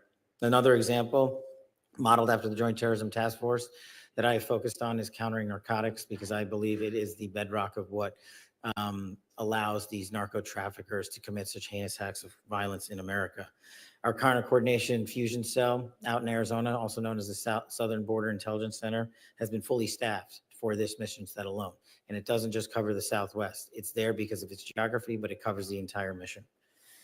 Under my leadership, we have put internal processes under the microscope, and we have streamlined operations. We've also looked at duplicative contracts and found that there are FBI contracts that pay multiple folks to do the exact same thing. So we're trying to eliminate waste, fraud, and abuse on our own. I'll speak to the redeployment of assets during the question and answer period here today, but I just want to make sure and leave you with this. Building the infrastructure in the future of the FBI is just as important as building the manpower of the FBI and keeping it going. And I want to work with you as I navigate through my first appropriations process, and will highlight to you that I am not the expert on it, but I need your assistance and we need your support at the FBI. The men and women there deserve it, but more importantly, the men and women of America need it. Thank you. Director, thank you. Thank you for your presence here today. And I'll call now upon the Chairman of the Full Committee, Senator Collins, for her questions. Thank you very much, Mr. Chairman. I want to salute you and the ranking member, Senator Van Hollen, for your leadership, and also recognize Senator Shaheen for her many years of service and leadership on this committee. Director Patel, when you and I met in my office prior to your confirmation, I described to you a terrible problem that we have throughout rural Maine, and that is the proliferation of illegal marijuana operations connected to transnational Chinese criminal organizations. These grow houses are destroying homes. They're threatening our communities, our public health, and our national security. When I asked your predecessor, Director Wray, about this issue at last year's hearing, he confirmed the connection between these illegal marijuana grow operations and Chinese criminal organizations.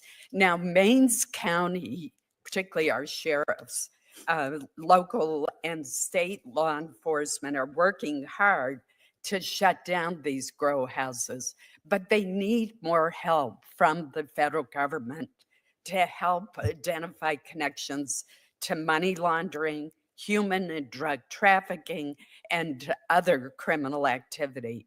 Has the FBI developed a strategy and dedicated resources toward combating these illegal marijuana grows that are tied to transnational criminal organizations in China? And I would point out that the state of Oklahoma is also disproportionately affected, but these grow operations exist in more than 20 states.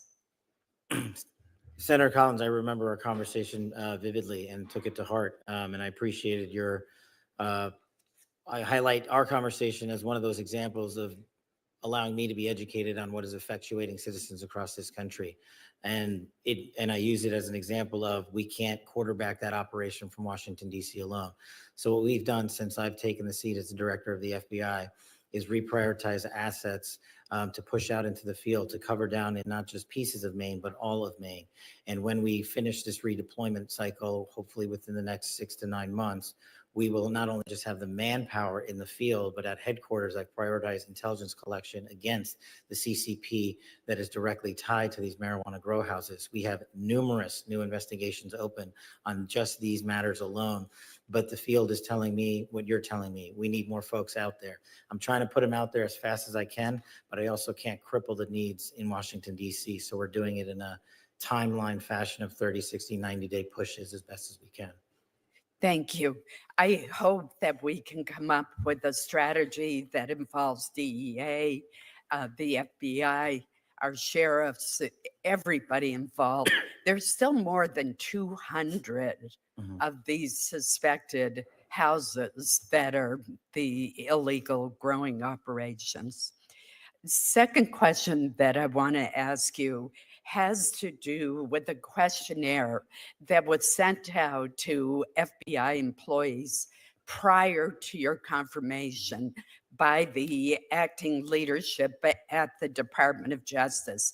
The intent was to scrutinize the operations of the FBI's employees, but it also had a chilling effect because agents were asked to identify investigations and cases that they've been involved with, including if they had been involved in investigations of individuals who were involved in the violence that occurred at the Capitol on January 6, 2021.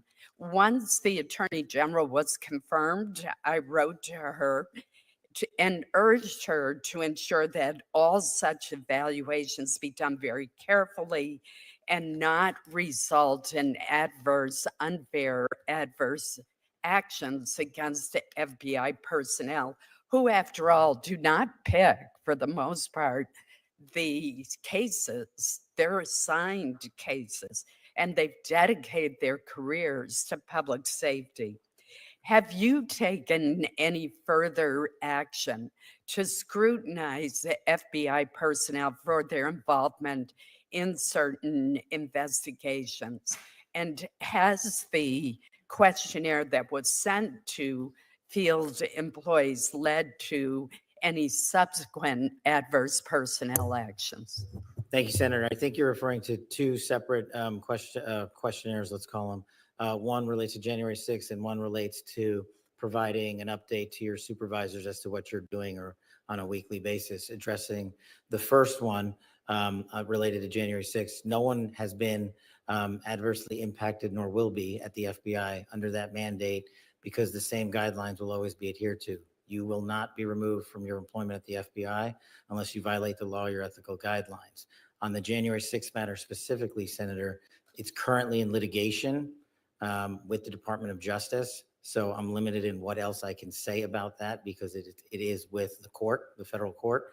On the email, I believe you're referencing since I came in about the work to the workforce, directing them to highlight, I think it was up to 5 things they were doing. When that came in, I was the FBI director, and I immediately put a halt to that.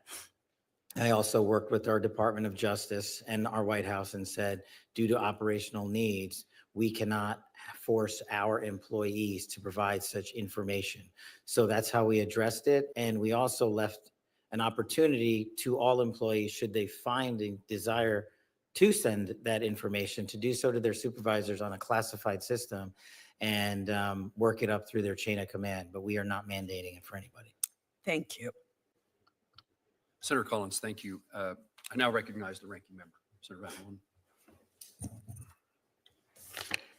Hollen. Thank you, Mr. Chairman. Just to follow up on Senator Collins's question regarding, reports that a lot of the FBI investigators involved in reviewing the cases for January 6th were going to be purged.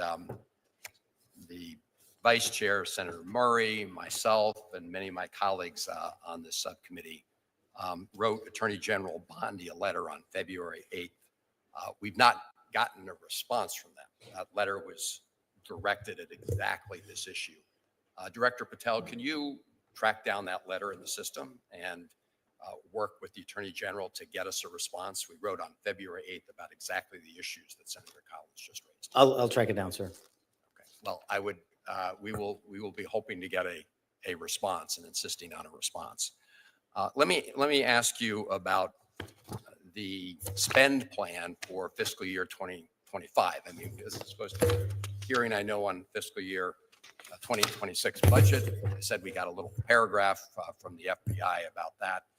But one of the things this committee and the law requires are spend plans for the current fiscal year. In fact, when we passed the continuing resolution, We required that agencies provide their spend plans for fiscal year 2025 within 45 days of enactment. We're now 54 days after that, and we've gotten nothing from the FBI. This is a typical spend plan. For example, this is for fiscal year 2024, the most recent fiscal year.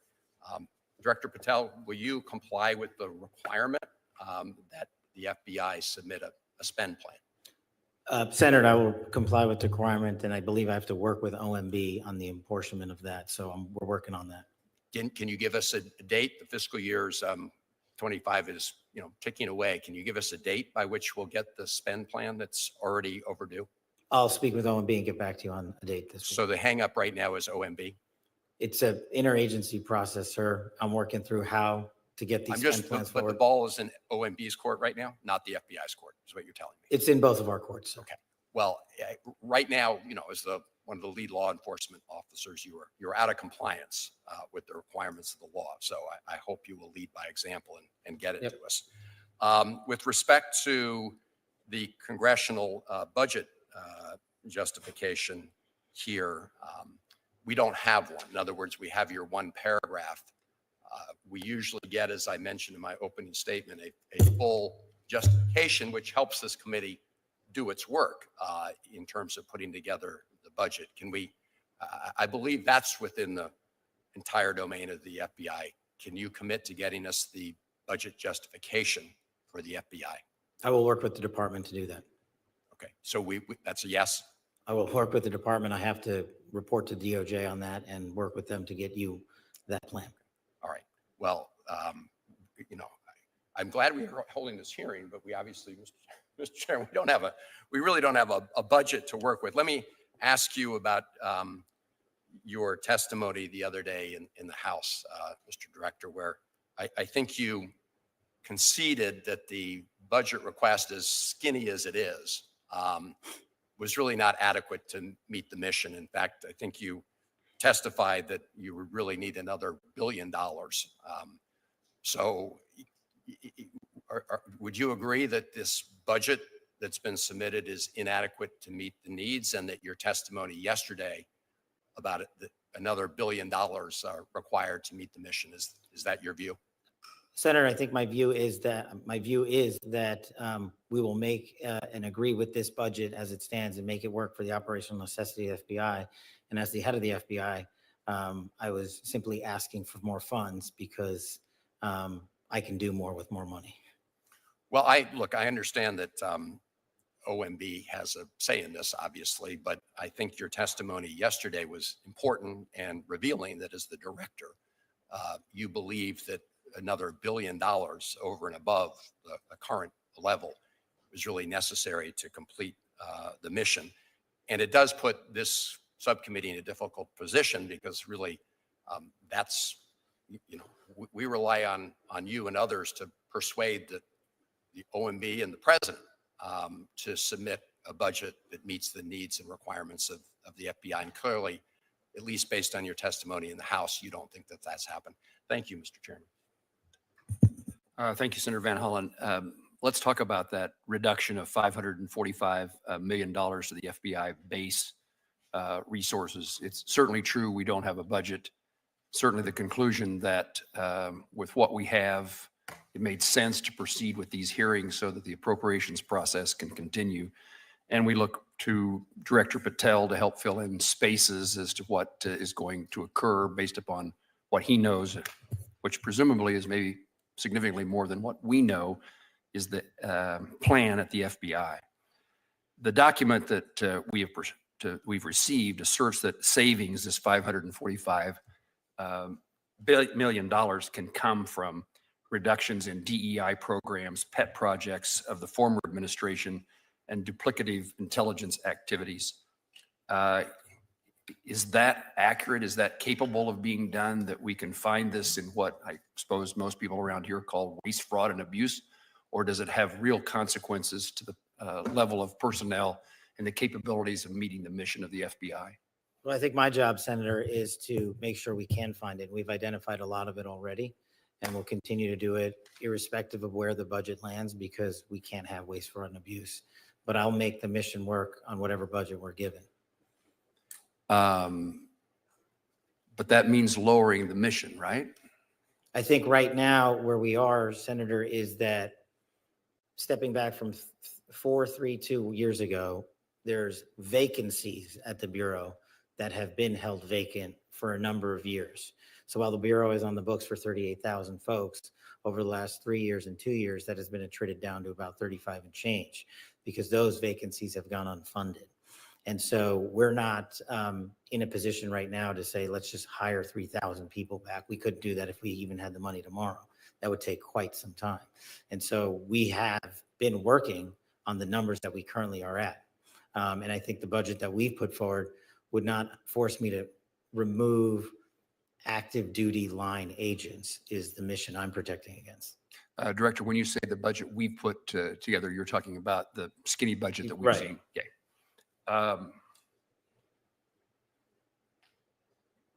What more would you be able to do if you're able to fill those vacancies? If we were able to fill those vacancies, we would continue expanding upon the project that I started about reorienting assets across America and growing our facilities in places like Pocatello and Redstone and West Virginia, where we have CGIS and some other campuses. So those are things we could do. Tell me what concerns you or I or the rest of us should have in the departure of senior members of the FBI if the budget is insufficient to fill positions. How do we keep senior officers from retiring? I think, Senator, it's a problem everybody has. If people want to retire, they're going to retire. The good news is, from the folks that I've met in the Bureau, we've been able to retain significant levels of senior leadership, both in Washington and throughout the country. And so I think with the renewed mission that we have under this administration, folks are just standing in line to continue to take on the mission set. And they've adjusted over the last few years to doing more with less. Director, I don't think it's part of the skinny budget, but there's a proposal afoot to increase the number of years, the calculation from 3 years to 5 years on retirement benefits. I'm told that has a consequence on people who are already eligible to retire, would perhaps decide to retire now despite their commitment to the FBI or other law enforcement agencies. Is that a concern? Senator, I'm not read up on that, so I'll have to get back to you on that one specific. And then finally, let me ask about the cooperation. What's your relationship? What's the FBI's relationship, your relationship as the director with other federal law enforcement agencies? It's always been my goal, and I've only succeeded once when I chaired this subcommittee before, to have not only the FBI director appear before us, but also DEA, ATF, and the U.S. Marshals. Would you, in their absence this morning, because they're not capable of being here, would you give us your rundown on the relationship between the FBI and other federal law enforcement agencies? What's the level of cooperation? And are they doing the job that helps you do yours as well? It's incredible. And I'll just give you a simple example, Senator. One of the initiatives that we stood up at the FBI was the Homeland Security Task Force. And the first place we took it was the state of Virginia, just because of geography. And what we did was DEA, DHS, FBI, HSI, state, local authorities, Virginia state authorities, all nested in an FBI facility in the state of Virginia to cover down on what we call their first operation for Homeland Security Task Force. And it was a simple phone call to the leadership at the DEA, at DHS, at FBI. And I said, hey, I need 20 guys and gals here. I need 40 guys and gals here. And the governor said, we're going to give you 50. And what we did in 1 month was arrest 500 individuals and violent felons in the state of Virginia. And that's, to me, speaks to the quality of the relationship we have across the interagency. And we want to take that model to other states across this country. And that's what we're looking to do. Thank you, Director. Senator Shaheen. Thank you, Mr. Chairman, and Ranking Member Van Hollen and Chairman Collins, and thank you all for your nice comments. Welcome, Director Patel. The recently released 2025 Worldwide Threat Assessment identifies Chinese, Russian, and Iranian malign influence activities as continued problems that jeopardize U.S. democracy at home and leadership abroad. I was concerned when I heard about the decision to dismantle our efforts to combat disinformation and misinformation, including the FBI-run Foreign Influence Task Force. So with the dismantling of this task force, how does the FBI intend to continue to combat malign influence campaigns, which is the threat identified by the intelligence community? Thank you, Senator. To put it most simply, that mission set is something that multiple divisions in the FBI do 24/7, nonstop. That's been my experience since I got there. They've been, because of the malign influence campaigns and because of the prioritization on the intelligence apparatus to collect against them, we have been covering down on that as a priority one nonstop. And so I see it every day in my briefings, I see it every day in the field, and I see it in the cases and indictments we bring. So I don't know that I can't speak to it before, but I haven't seen it slowed down since I was here. Well, you gave an impressive list of some of the accomplishments of the FBI since you took over. There was nothing about disinformation and misinformation on that list that I heard. Is there anything that you have seen in the time that you have been at the FBI that would suggest that you're continuing to make inroads to address that issue? In terms of faulty intelligence collection? No, I'm in terms of disinformation and misinformation campaigns by our adversaries that are being used to disrupt activities in the United States, to sow divisions, to undermine our national security, to undermine the security of American citizens. Understood. I see that on a daily basis, the FBI adjudicating those matters based on the intelligence we receive and attacking the problem sets, not just here in the homeland, but abroad where they originate.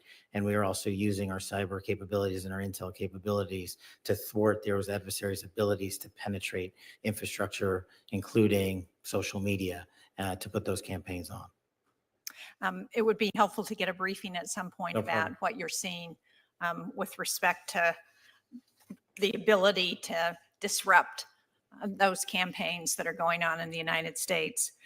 Along those lines, Congress passed the Foreign Agents Registration Act to help Americans better understand the sources of information and disinformation that we're getting from our adversaries abroad. Again, I saw that the Department of Justice will no longer investigate possible FARA violations outside of traditional espionage activities. So can you explain to me how you distinguish traditional espionage activities from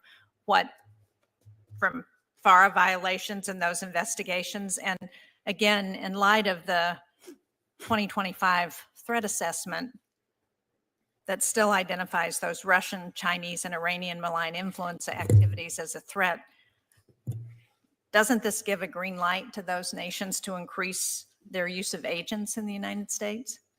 I can't speak to the disposition of the Department of Justice and FARA. I'll leave that to them. But what I can tell you when it comes to who opens cases and how, whether it's adversarial, foreign adversaries or anything on the homeland, the line agents in the field have their dialogue and they simply open cases and investigations, whether or not there is a legal and factual basis to do so. And based on that, the amount of cases and investigations we are currently running to thwart adversarial operations inside America and those that attack American facilities outside of America, I see on a daily basis. I've not seen a downtick in that whatsoever. Well, again, I would appreciate a briefing No at problem. some point, and maybe the committee could request that. Let me just ask quickly a final question, because you mentioned the scourge of fentanyl in your opening statement, which we've seen too often in New Hampshire and across this country. And I wonder if you could speak to the activities to address what's happening with social media platforms, which is where so many people are getting fentanyl, and they're coming. People buy them thinking they're buying some other prescription drug, and what they get is fentanyl. So can you talk about what you're doing to address that? Absolutely. I could talk about that for hours, but I'll try to do it in a minute. Just to put it in perspective, in these last 3 months versus the first 3 months of last year, the FBI seized last year 620 kilograms of fentanyl. In these 3 months of this year, we have seized 840 kilograms of fentanyl. That's enough to kill hundreds of millions of people. And specifically, we've taken to the streets in every single state, including New Hampshire, where we received 2,100 grams of fentanyl in these last few months. And what you highlight is one of the critical things that I'm focused on in how the distribution of fentanyl occurs to our children. And so what we are doing is using our online capabilities and our online platforms to offensively go after those that are fashioning fentanyl in a form that's appealing to our children. But the most important thing that I'm focused on when it comes to fentanyl, in that I launched when I first got there, is not just the narco traffickers that distribute the fentanyl here in North America, but no one's gone after the precursor companies and the production in mainland China. I launched that operation the first week I got there, and I'm working with our interagency partners in banking to shut down the precursors and our allied nations across the world that receive those precursors. If we shut that down, there's no version of fentanyl coming to America. So we're doing it from both ends. Thank you. Thank you, Mr. Chairman. You're welcome. Senator Capito. Thank you, Mr. Chairman, Ranking Member, and thank you, Director Patel, for being here. I know on April 17th, you traveled to West Virginia to visit the CGIS facility. I'm sorry I couldn't join you in there. I had a conflict. But for those of you who are unaware, this is where all the background checks, but also the fingerprint for purchase of firearms. And the numbers are quite staggering when you see how many applications are processed every month. I think it's amazing the work that they do out there. I would like to know, the employees out there really appreciated your visit. You've already mentioned that maybe some of the diffusing of some of the DC FBI would be going to hopefully into the Clarksburg facility. What was your impression when you were there? Or do they have the resources to do everything they need to do? There's a DOD facility right next door where they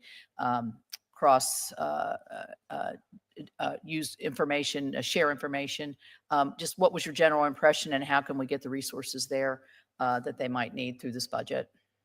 Thank you, Senator. My general impression aligns with yours. I was wildly impressed with the work that's done out there. It's the unsexy work that the FBI does on a daily basis, whether it's gun background checks, national criminal information background checks, state and local law enforcement relies on us, and every time they have a traffic stop to call in and adjudicate the individual they're confronting, or when they're going to get a search warrant. We have about 1,000 acres out there, if I'm correct. Correct. It's a beautiful property. It is available for expansion. We are almost maxed out when it comes to how many people we can currently put there. We are putting some more folks there throughout this reorientation program. But, you can never have enough computer data being ingested. And what I'm working on specifically to improve CGIS, which will improve the work that happens in every single state, is the reporting in data cycle from state and local authorities. Because without that, CGIS doesn't work. It only works as well as with our state and local law enforcement. So I'm working on that to move to some of those folks and make sure that they are reporting in. But we would love to continue to expand the footprint there. Well, anything we can do there, I think the work they do is phenomenal. And I know it's been increased over the last several years because of the new requirements that we had in the School Safety Act to be able to look at juvenile records for the 18 to 21-year-olds, which I think has been a very successful effort and prevented several hundreds of people from obtaining a firearm that really should not be eligible for that privilege. So thank you for that. Drugs obviously is a huge issue in our state and our country. I know that when you mention the obstruction of child traffickers, everything's tied to drugs. It's the purveyor of the money. It provides the money for people to be able to traffic and abuse children. I mean, the drug, if you ask a local judge, how many % of cases do you have in front of you have some intersection with drug abuse or selling drugs? It's 80%.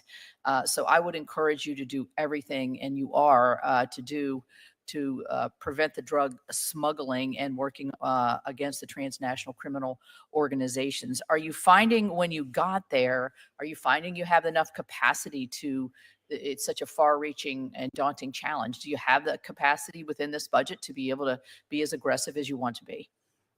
Ma'am, I think we do. What I am working on is changing how we apply AI to the ingestion of information we have. We simply cannot hire enough human beings to triage the data that's coming into systems like CGIS. We need to rely on private sector engagement to work with the FBI so that we can triage what is not useful and focus on what is. And I think that's what we're doing within our limits here.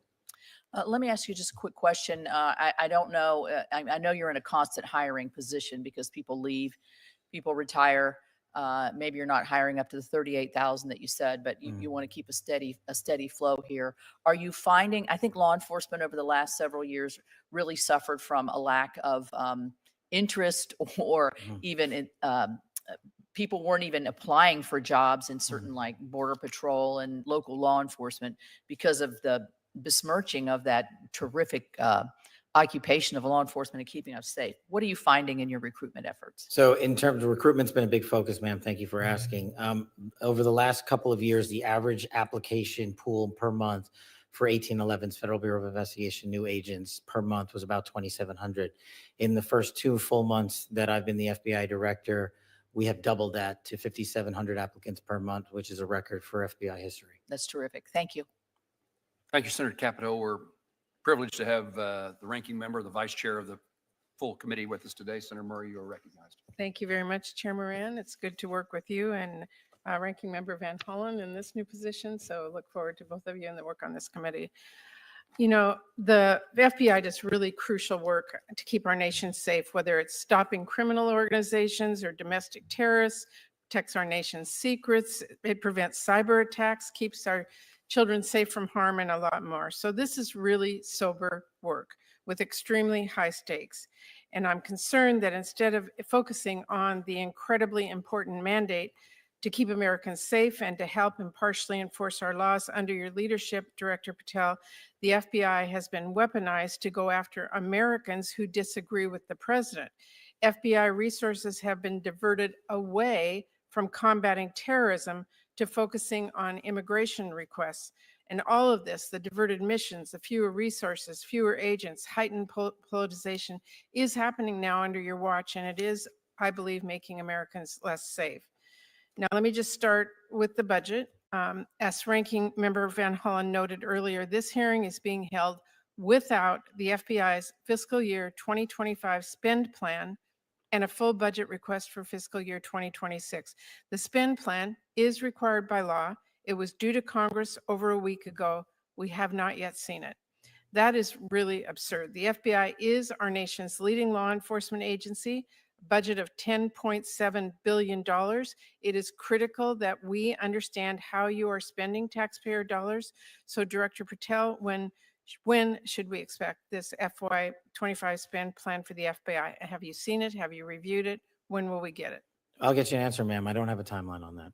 It was due last week by law. I understand. And your answer is you just understand. You're not going to follow the law? My answer is that I am following the law, and I'm working with my interagency partners to do this and get you the budget that you are required to have. And you have no timeline? No.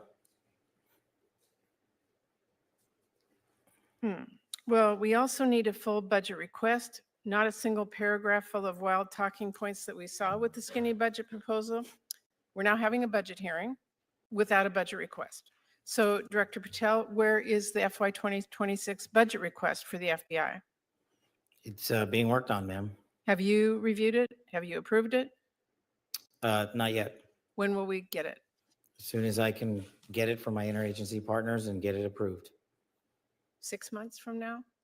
I don't know, ma'am. I'm not Well, going to how make up do a timeline. we as Congress do our budget and our work without that request and without the spend plan?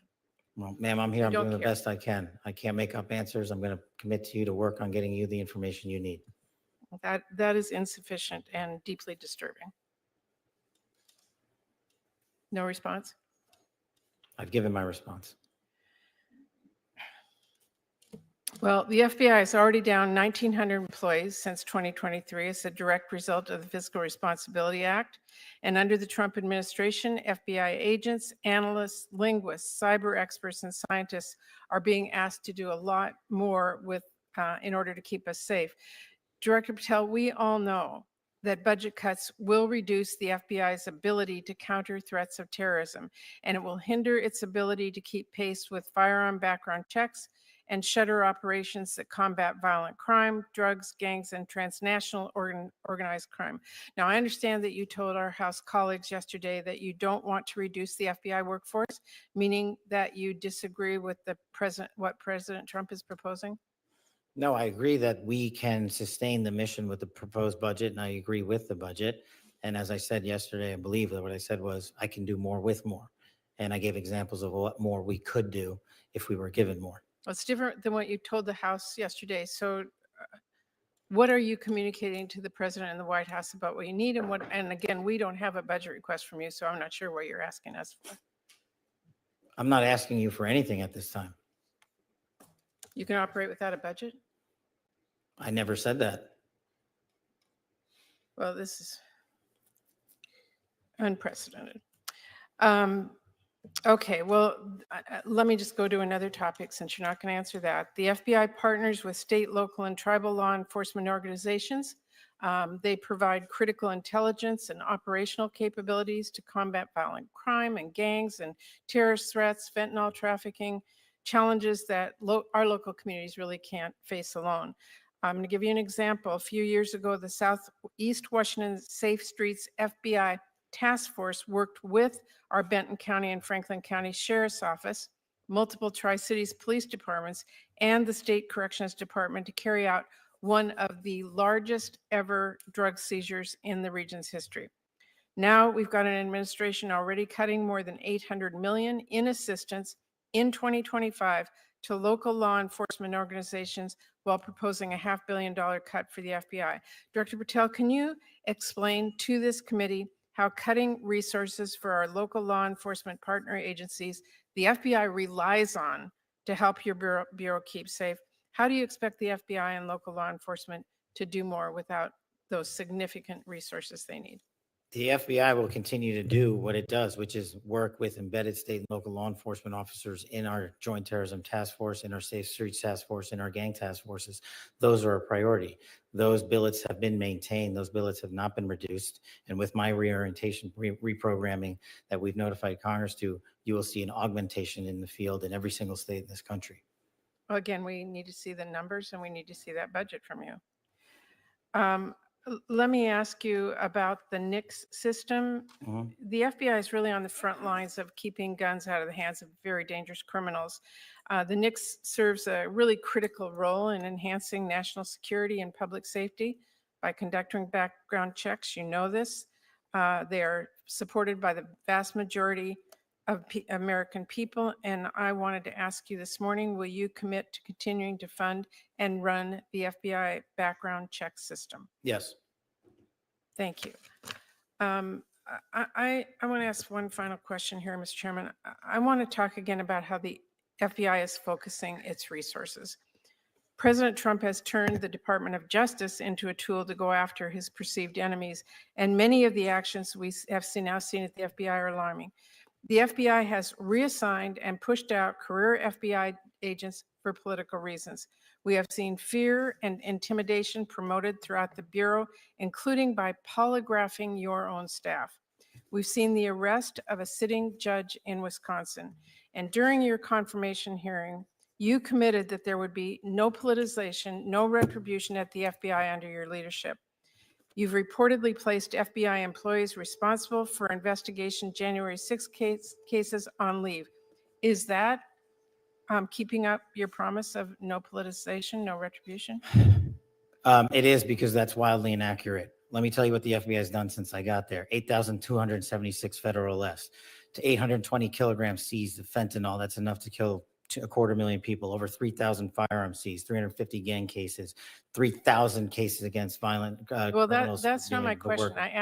We know that you... Well, you asked if I was weaponizing the FBI, and I am not. I'm giving you the hard, concrete examples of the men and women putting handcuffs on bad people, doing harm to our children and innocent Americans. I do not see weaponization. You have placed on leave FBI employees responsible for the investigation of January 6th.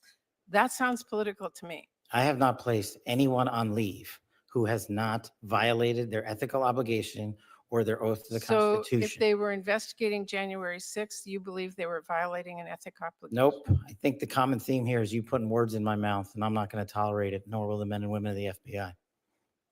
Well, you did place on leave an analyst responsible for investigating Russia's meddling in the 2016 election. Is that politicization? Is that retribution? No, not if she broke the law or the ethical guidelines. I don't know which case you're talking about, but that's the standard. And we will hold ourselves inwardly accountable, and we will not be strayed from our mission because people think we are politicizing the Bureau. If you want to talk about someone who was attacked by a weaponized Bureau, you're looking at him. And now he's the director of the FBI and he's cleaning it up.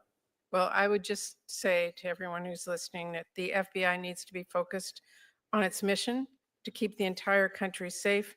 It should not be weaponized for partisan political gain. Thank you, We are. Chairman. Senator Kennedy. Mr. Director, worry not. We'll make sure your agency is adequately funded. This judge you arrested in Wisconsin, she was breaking federal law, wasn't she? Yes, that's why we arrested her. She was helping an illegal immigrant escape being taken into custody. Is that right? Yes, and the field agents decided to open the case, work the case. And as Americans, do we get to pick and choose which laws we want to follow?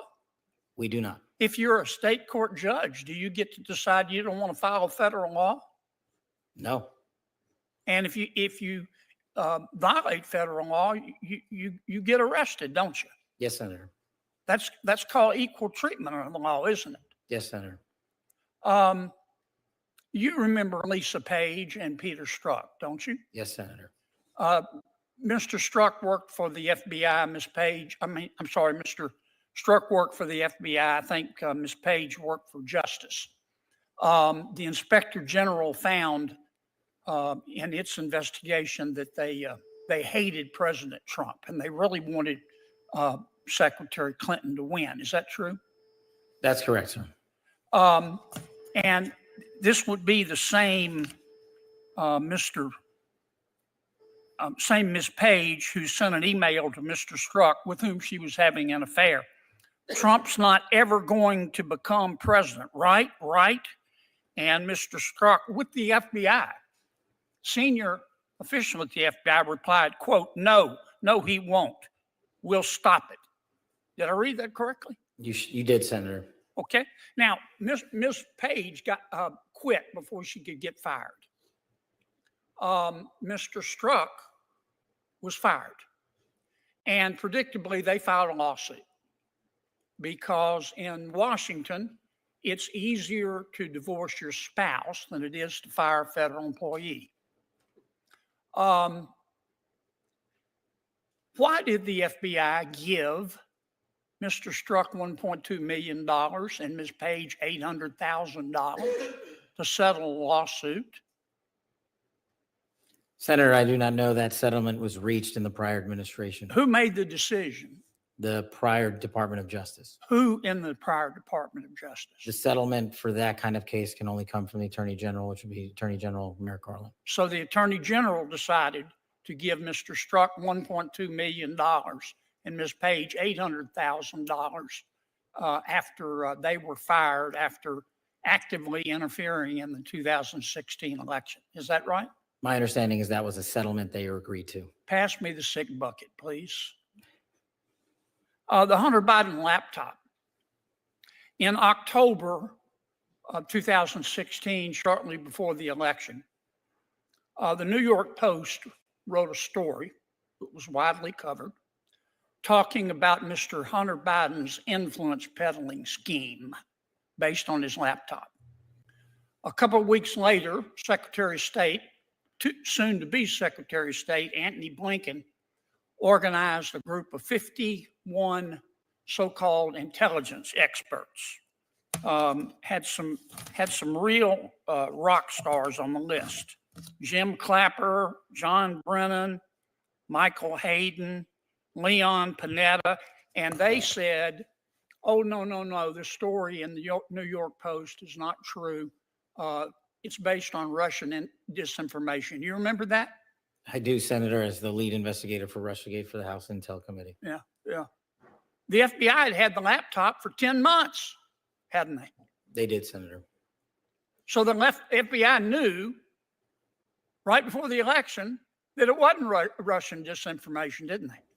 And that was confirmed by the Inspector General's report. Yeah. Who at the FBI refused to let the FBI tell the American people the truth? I don't have that name in front of me, sir. Well, would you look? I will, sir. I'd like to know. I'd like a name, not a division. I'd like the name. Person with a brain and a beating heart. Yes, sir.